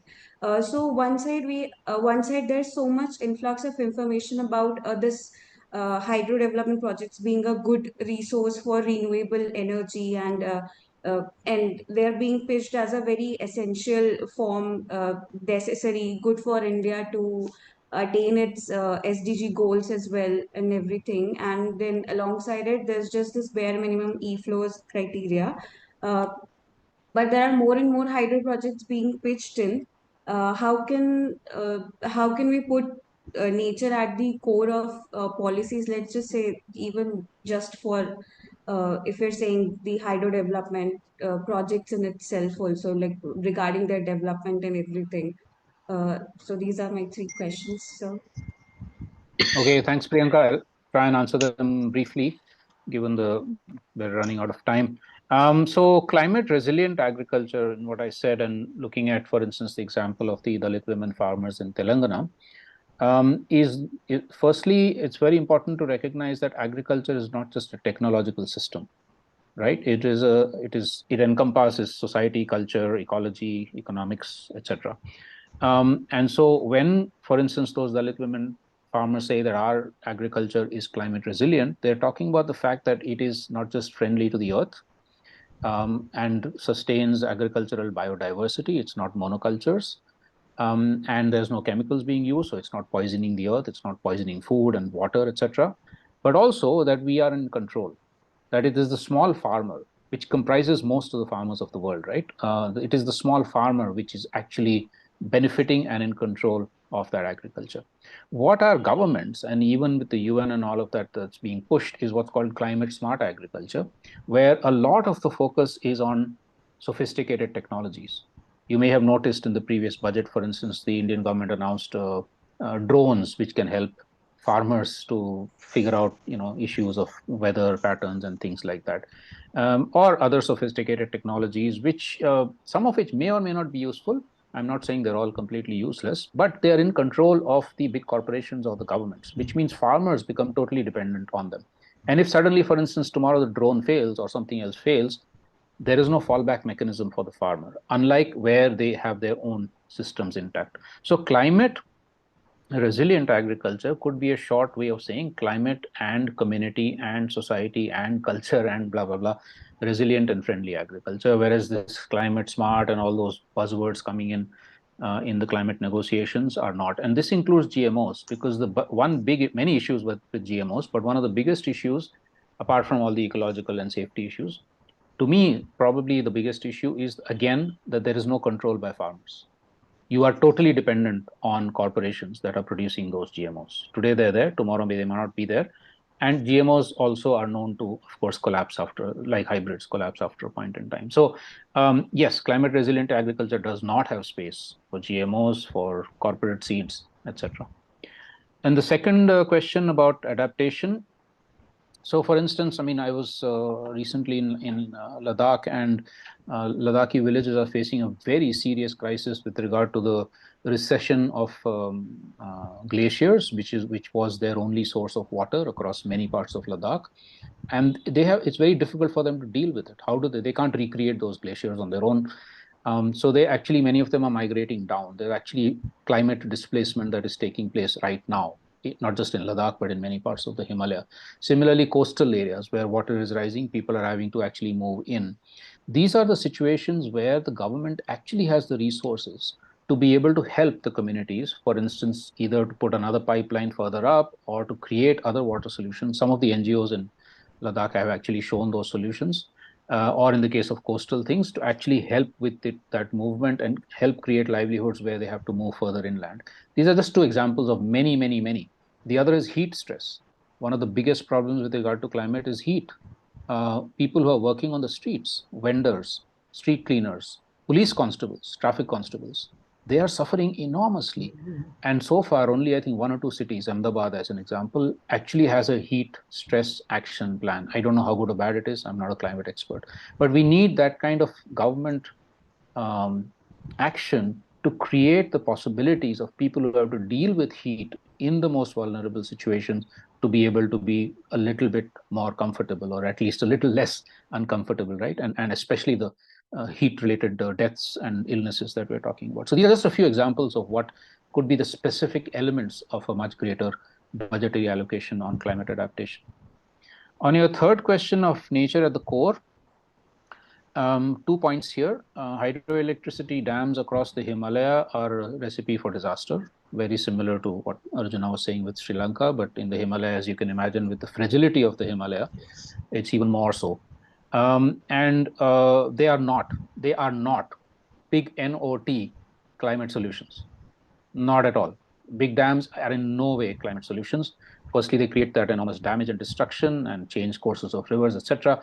But also they create reservoirs, which themselves are sources of greenhouse gases.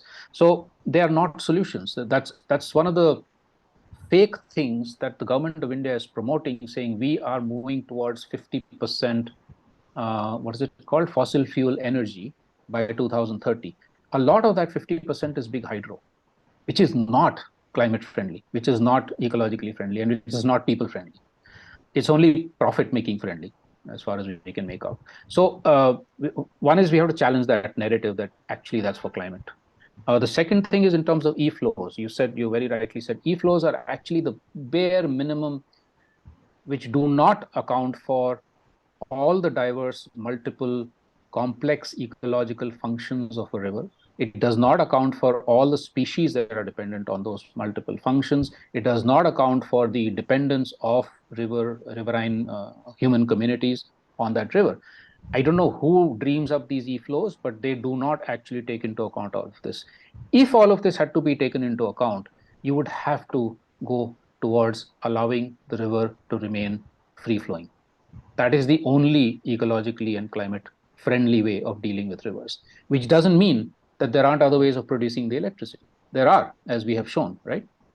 So really, I think if one is talking about climate and rivers, and Arjuna spoke about water as being absolutely core, I agree with him, we have to take a much more ecologically intelligent and wise approach, which communities themselves can tell us about, because they've been living with these rivers for millennia, right? But it's these guys sitting in New Delhi or Colombo or wherever who tend to think that they know everything that is to be known about rivers, and that these e-flows will solve all the problems. It's actually utter nonsense. I'm sorry to have to speak so frankly, but we have to say that, and we have to expose why that is the case.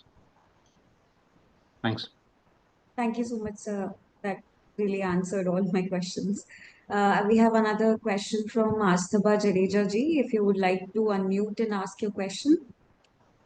Yes, my question was to Ashish sir, and my question is regarding accountability of both the state and the corporates, because on a personal level you can go as sustainable as you want to, but as long as the corporates and the state do not take into consideration actual sustainability, it's a very difficult thing to achieve. And also, when we think about accountability, repealing any dangerous project is one thing, but where does the real accountability come from? Are there any channels or any examples to show that? Yeah, sure. I mean, again, we would need much more time for me to give a proper nuanced answer to this, and I'm sure Arjuna and Bhargavi also have things to say. See, I think one very important thing to realize is that as long as governments and corporates behave in a way that they want to sustain not the earth and not people, but their own power and their profits, there is no way that actually they will show accountability. The only way this can happen is through strong people's movements, saying, look, the government is accountable, the people have elected the government, it is accountable to making sure people are not suffering, at the least, right? which means, for instance, if there is a climate crisis that's affecting tens of millions of people in the ways that I just mentioned, the government is accountable to making sure that that suffering is reduced, that it is addressed by putting the budgets and the people and whatever is needed into place, and generating large-scale civil society response also, which would alleviate that suffering. That is what accountability would be at a very simple level. You can then go beyond that and say the governments are also accountable to, let's say, the constitutions of our countries, which talk about equality. So the governments are accountable to actually making sure there's gender equality. We see what's happening in India now is completely the reverse. The governments are accountable to making sure that all religious faiths are respected. We see completely the reverse that's happening right now, right? So, and with corporations, I mean, I don't know what to say.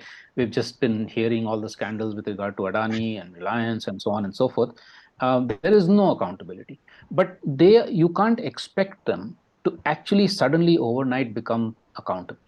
You have to be able to address them, challenge them, say this is what we want in terms of accountability, and build the people's power to do that. Also negotiate. I agree with Arjuna that it's not just about all the time confronting. When confrontation is needed, we should do that, but sometimes also actually saying, look, here's how you can do it.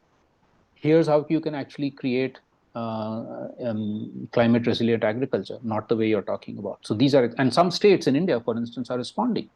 Andhra Pradesh, Sikkim, they're actually responding saying, yeah, okay, this seems to be the right way to go. We will support these sorts of things. I mean, there are problems there, but nevertheless, at least thinking has changed. So that dual thing of struggling, fighting, resisting, confronting, with also negotiations and suggesting positive, constructive alternatives. This is how we could increase the accountability of governments and businesses. As regard big corporates, well, my own view is that we need to demolish the big corporates. I don't think there's any way of making them accountable. But okay, in the meanwhile, you keep telling them, why do you produce so much plastic? Or like, for instance, the waste pickers in Pune have addressed Procter and Gamble and a number of the other big multinational corporations who produce enormous amounts of waste, saying, why are you producing so much waste? Why can't you actually package your products in a much more ecologically friendly thing? So, that's one way of also addressing corporates until they exist. Eventually, I hope they disappear, at least the big ones, because all businesses can actually be run by workers, producer companies, producer cooperatives. There is no reason why we need these big capitalist corporations to produce what we need. Thank you so much, sir. Arjuna sir has raised his hands. If you'd like to go forward, sir. Yes, just an observation actually. Three things. Uh, you mentioned, Ashish, the Deccan Development Society. I have spent literally weeks and weeks with them, with the Dalit communities in Hyderabad, and I was so happy that you mentioned them. And those women there are absolutely formidable. And one of the things they taught me, and you said something about we have to learn from these people because they are so, and we are like, as you know, we are scientists and various types of researchers and advocates and activists, but the people on the ground, they really know what is going on, and they engage with it every single day. And these women, when I was working, I mean, was there with them, immersed in their culture, they said something about working with each other as a very distinct, different thing to working together. What they were saying was working together is a Western thing. That is equality mission. We know that our men and women and youth and children are not equal, they're different. But we make sure that the dynamics and the strengths of each works in intermeshed form with the dynamics and strengths of every other person to create this cohesive community that is not easily broken. And so I said, thank you for telling me that. I wasn't thinking of it in that way. This was like 15 years ago. And also, they had something when it comes to engaging with the private sector, engaging with the aggressors, if you want to call them that.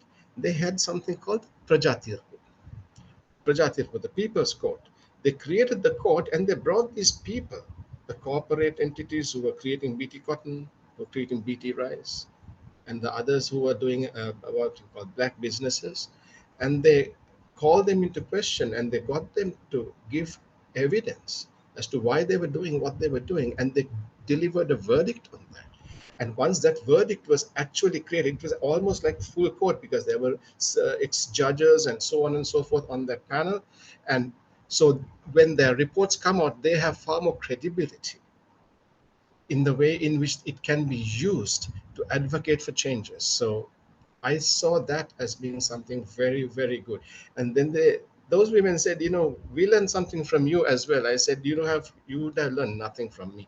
I'm only a researcher. And they said, no, actually we did, because you have a bigger ecological niche. I said, what do you mean? And they said, your heart is Carnatic, your hair is Hindustani, and your voice is Western. So he said, you need all of that to be able to engage with a person who you do not know. And I said, well, thank you very much. I didn't think of it this way. But those are the types of people that whose experiences, whose insights, whose knowledge is relevant not only to that small community out there in Hyderabad, but to every single such community anywhere in South Asia. And the problem that we have is that we don't have that interconnect, that network, to be able to make sure that this becomes a South Asian voice. Because if we allow them to do it, allow them to network, then the South Asian voice from the communities of South Asia, we are all the same, would be much more powerful, much more relevant, and much more impactful in changing the order of things. And that, as you said, Ashish, at the end of the day, the large corporations can be dismantled. We know that there is a better world that we can create, a juster society, but the preventive factors right at the top of them is the corporate greed. So we have to be able to make sure that at some point, sooner rather than later, that we wipe out this misery, as we call it, of the corporate entity and its business logic. Thank you.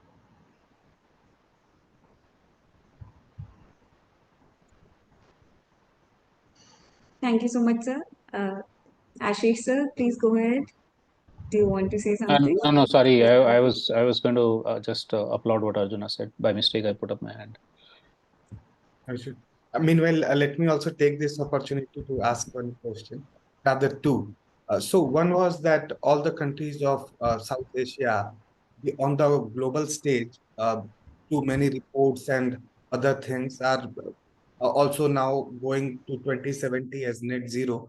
But there is a jubilant mood among the government and in all the things. How do you see that? Because all the things which we are reporting, things appears to be fine at that level, and at some places we are also showcasing that we are leading in this. For example, our Prime Minister for the International Solar Alliance, or be it many other things. So how do you see this kind of awareness also being imparted by our states?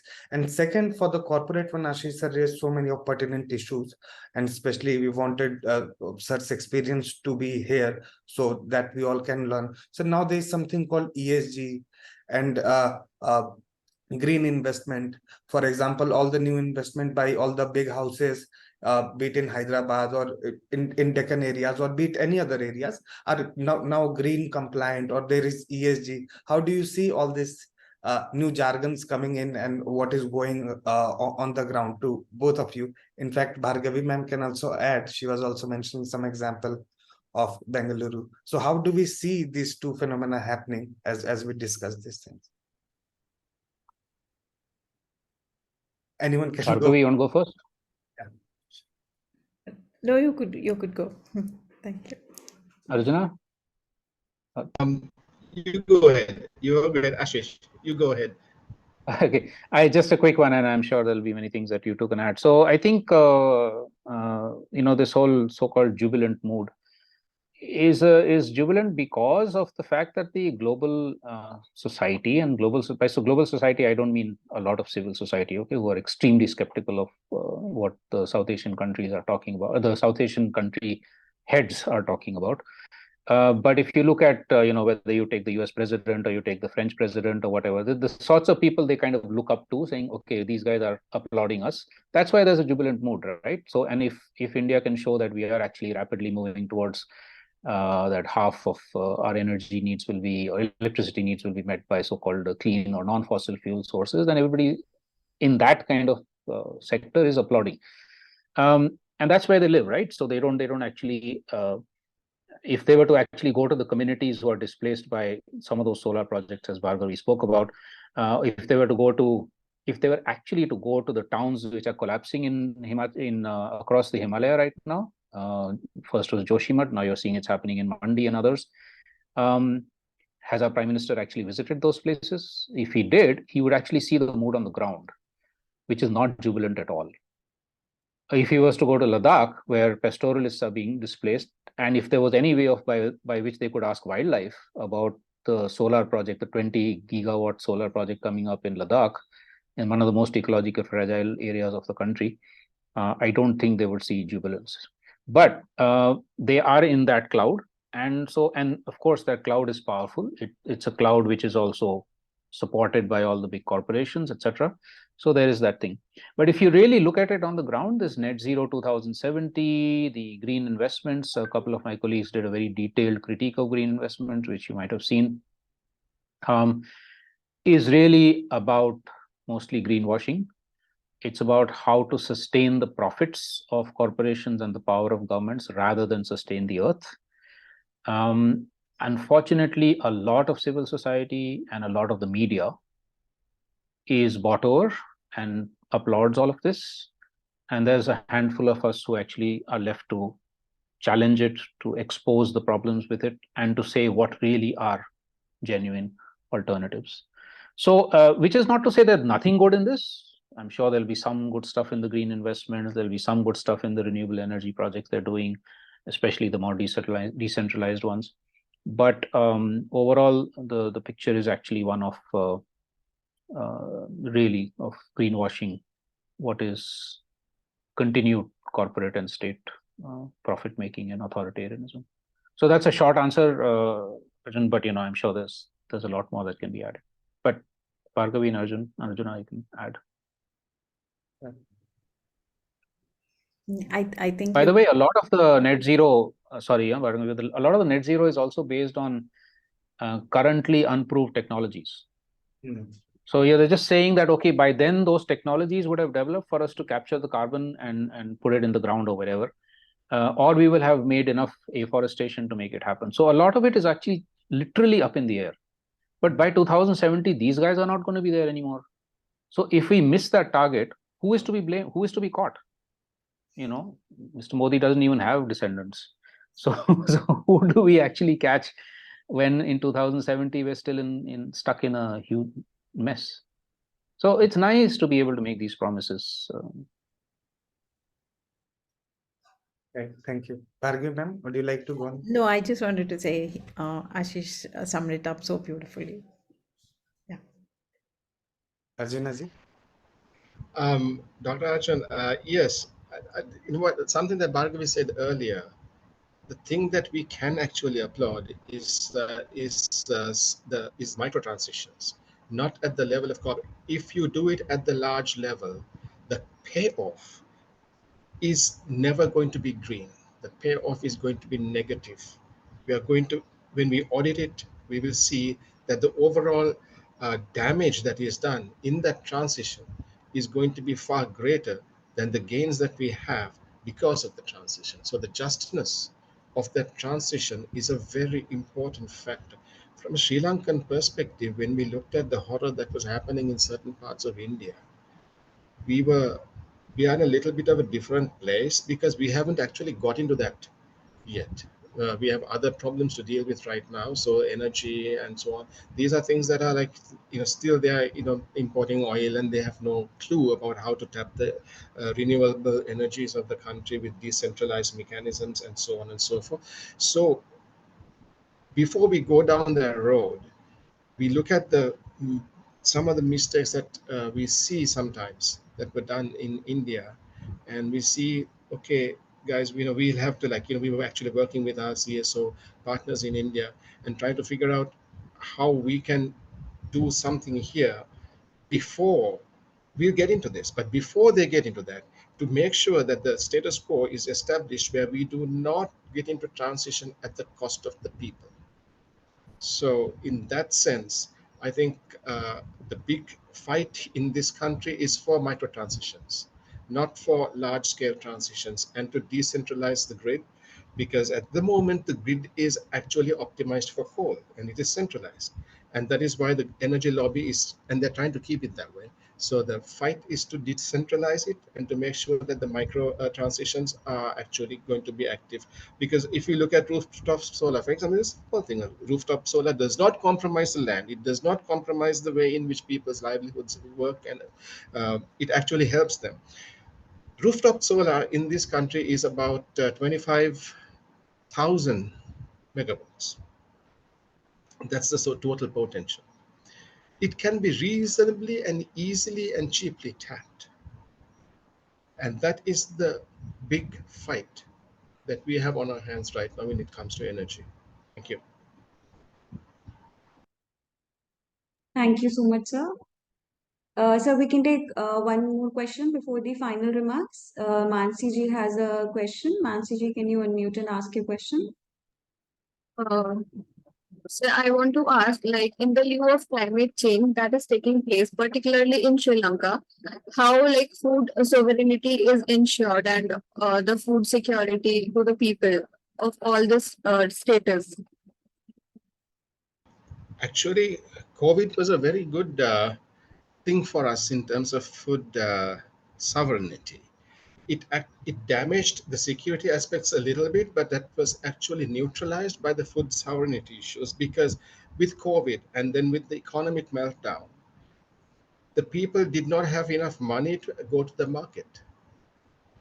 And in the market, we were actually using only about 40 or 50 different types of vegetables, which is all we had, and about 10 or 15 types of fish and meats.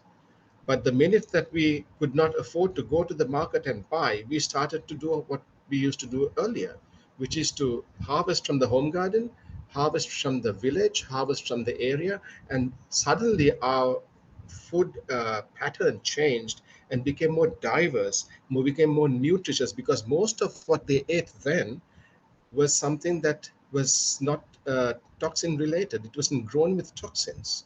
So actually the health improved amongst the rural community, and the health issues that they had were better treated because of the food consumption pattern changes. So that was very good for us. But human beings, desires and habits die hard. The minute that it changes, the minute that you get back to the same place where you're okay, now we can go to the market because we have money, they will stop their good habit, which was an enforced habit at this moment in time, and go back to the bad habit. So the big problem for us was not to change, was actually not to try to push them towards a good habit, but to prevent them from sliding back to the bad habit. Things are looking much better in rural communities. However, the issue with urban poor is very, very disastrous, because they don't grow anything and they don't have any money, which means literally overnight they're in starvation situations. And you can't actually give sovereignty, you just have to give them something to eat at the moment.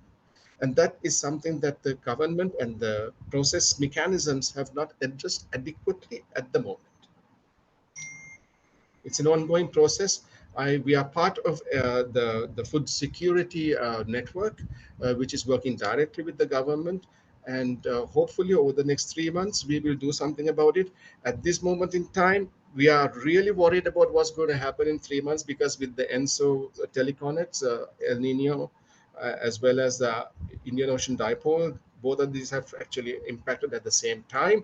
And because of that impact, Sri Lanka is currently frying, which means that the monsoons are late. The drought is extremely, now it has gone to 7 months. So food availability, both for the rural communities as well as for the, certainly for the urban communities, is going to be a big question mark. So these are things that can change dramatically because of the volatility of our situations. Climate change is so bad that we cannot actually predict some of these things. The complexity, the ambiguity, the uncertainty is so high that if I were to tell you, hey, everything is fine, everything is, I wouldn't say that, because I know that if I say that, I will have to eat my words 3 months down the road. It's tricky. There's no easy answer. Can we do this? Will we do this? We can try. I would say very safely, we can try and we can fight our best battle, but sometimes we may lose in certain areas. Thank you. Thank you, sir. Thank you so much, sir. I would now like to proceed. We do not have any other questions, I see. I would now like to proceed with the formal vote of thanks for this session. As we come to the end of day 4 of understanding the nuances of climate change in the Indian subcontinent, impact and way forward, an online international monsoon school program, a 6-week immersive online introductory certificate training course organized by IMPRI. I, Priyanka Negi, researcher at IMPRI Impact and Policy Research Institute, would like to propose the formal vote of thanks on behalf of the IMPRI Center for Environment, Climate Change and Sustainable Development, New Delhi. We are grateful to our experts for the day 4 sessions, Ms. Bhargavi S. Rao ji, Mr. Arjuna Seneviratne ji, and Mr. Ashish Kothari ji for taking out their valuable time and for their thought-provoking insights on the topics. Not just that, for giving us their time, for engaging with us in such meaningful discussions. These are very pertinent topics. This was a very different session than the all of the sessions that we have had so far. And we would like to thank you immensely for engaging in this super important discussion with us. We would also like to thank all of our participants who have raised their questions and actively participate in today's deliberations. Readings for the session have been shared in your email. Mr. Ashish sir has shared some very important links with us in the chat. We'll be sharing those with you as well. And the video of the session will also be shared with you for the learning. We look forward to welcoming everyone for our 5th day of the certification course on 2nd September at 3 p.m. The theme for day 5 is alternative energy solutions, and the experts are Dr. Aditya Gusai ji, Mr. Srinivas Krishna Swami ji, and Mr. Deependra Paul ji. We are grateful if you're watching this later on YouTube or listening to us on our various podcasts or reading our publications. We hope you continue to join us in the future to our IMPRI Web Policy Talk and Web Policy Learning. Wishing everyone a very good evening. Thank you. Thank Thank you. you. Thank you, Arjuna. Thank you. Thank Lot. Thank you very much. Thank you, Dr. Arjun. Bye. Thank you, Ashish. Thank you, Bhargavi. Thanks. Thank you. Bye.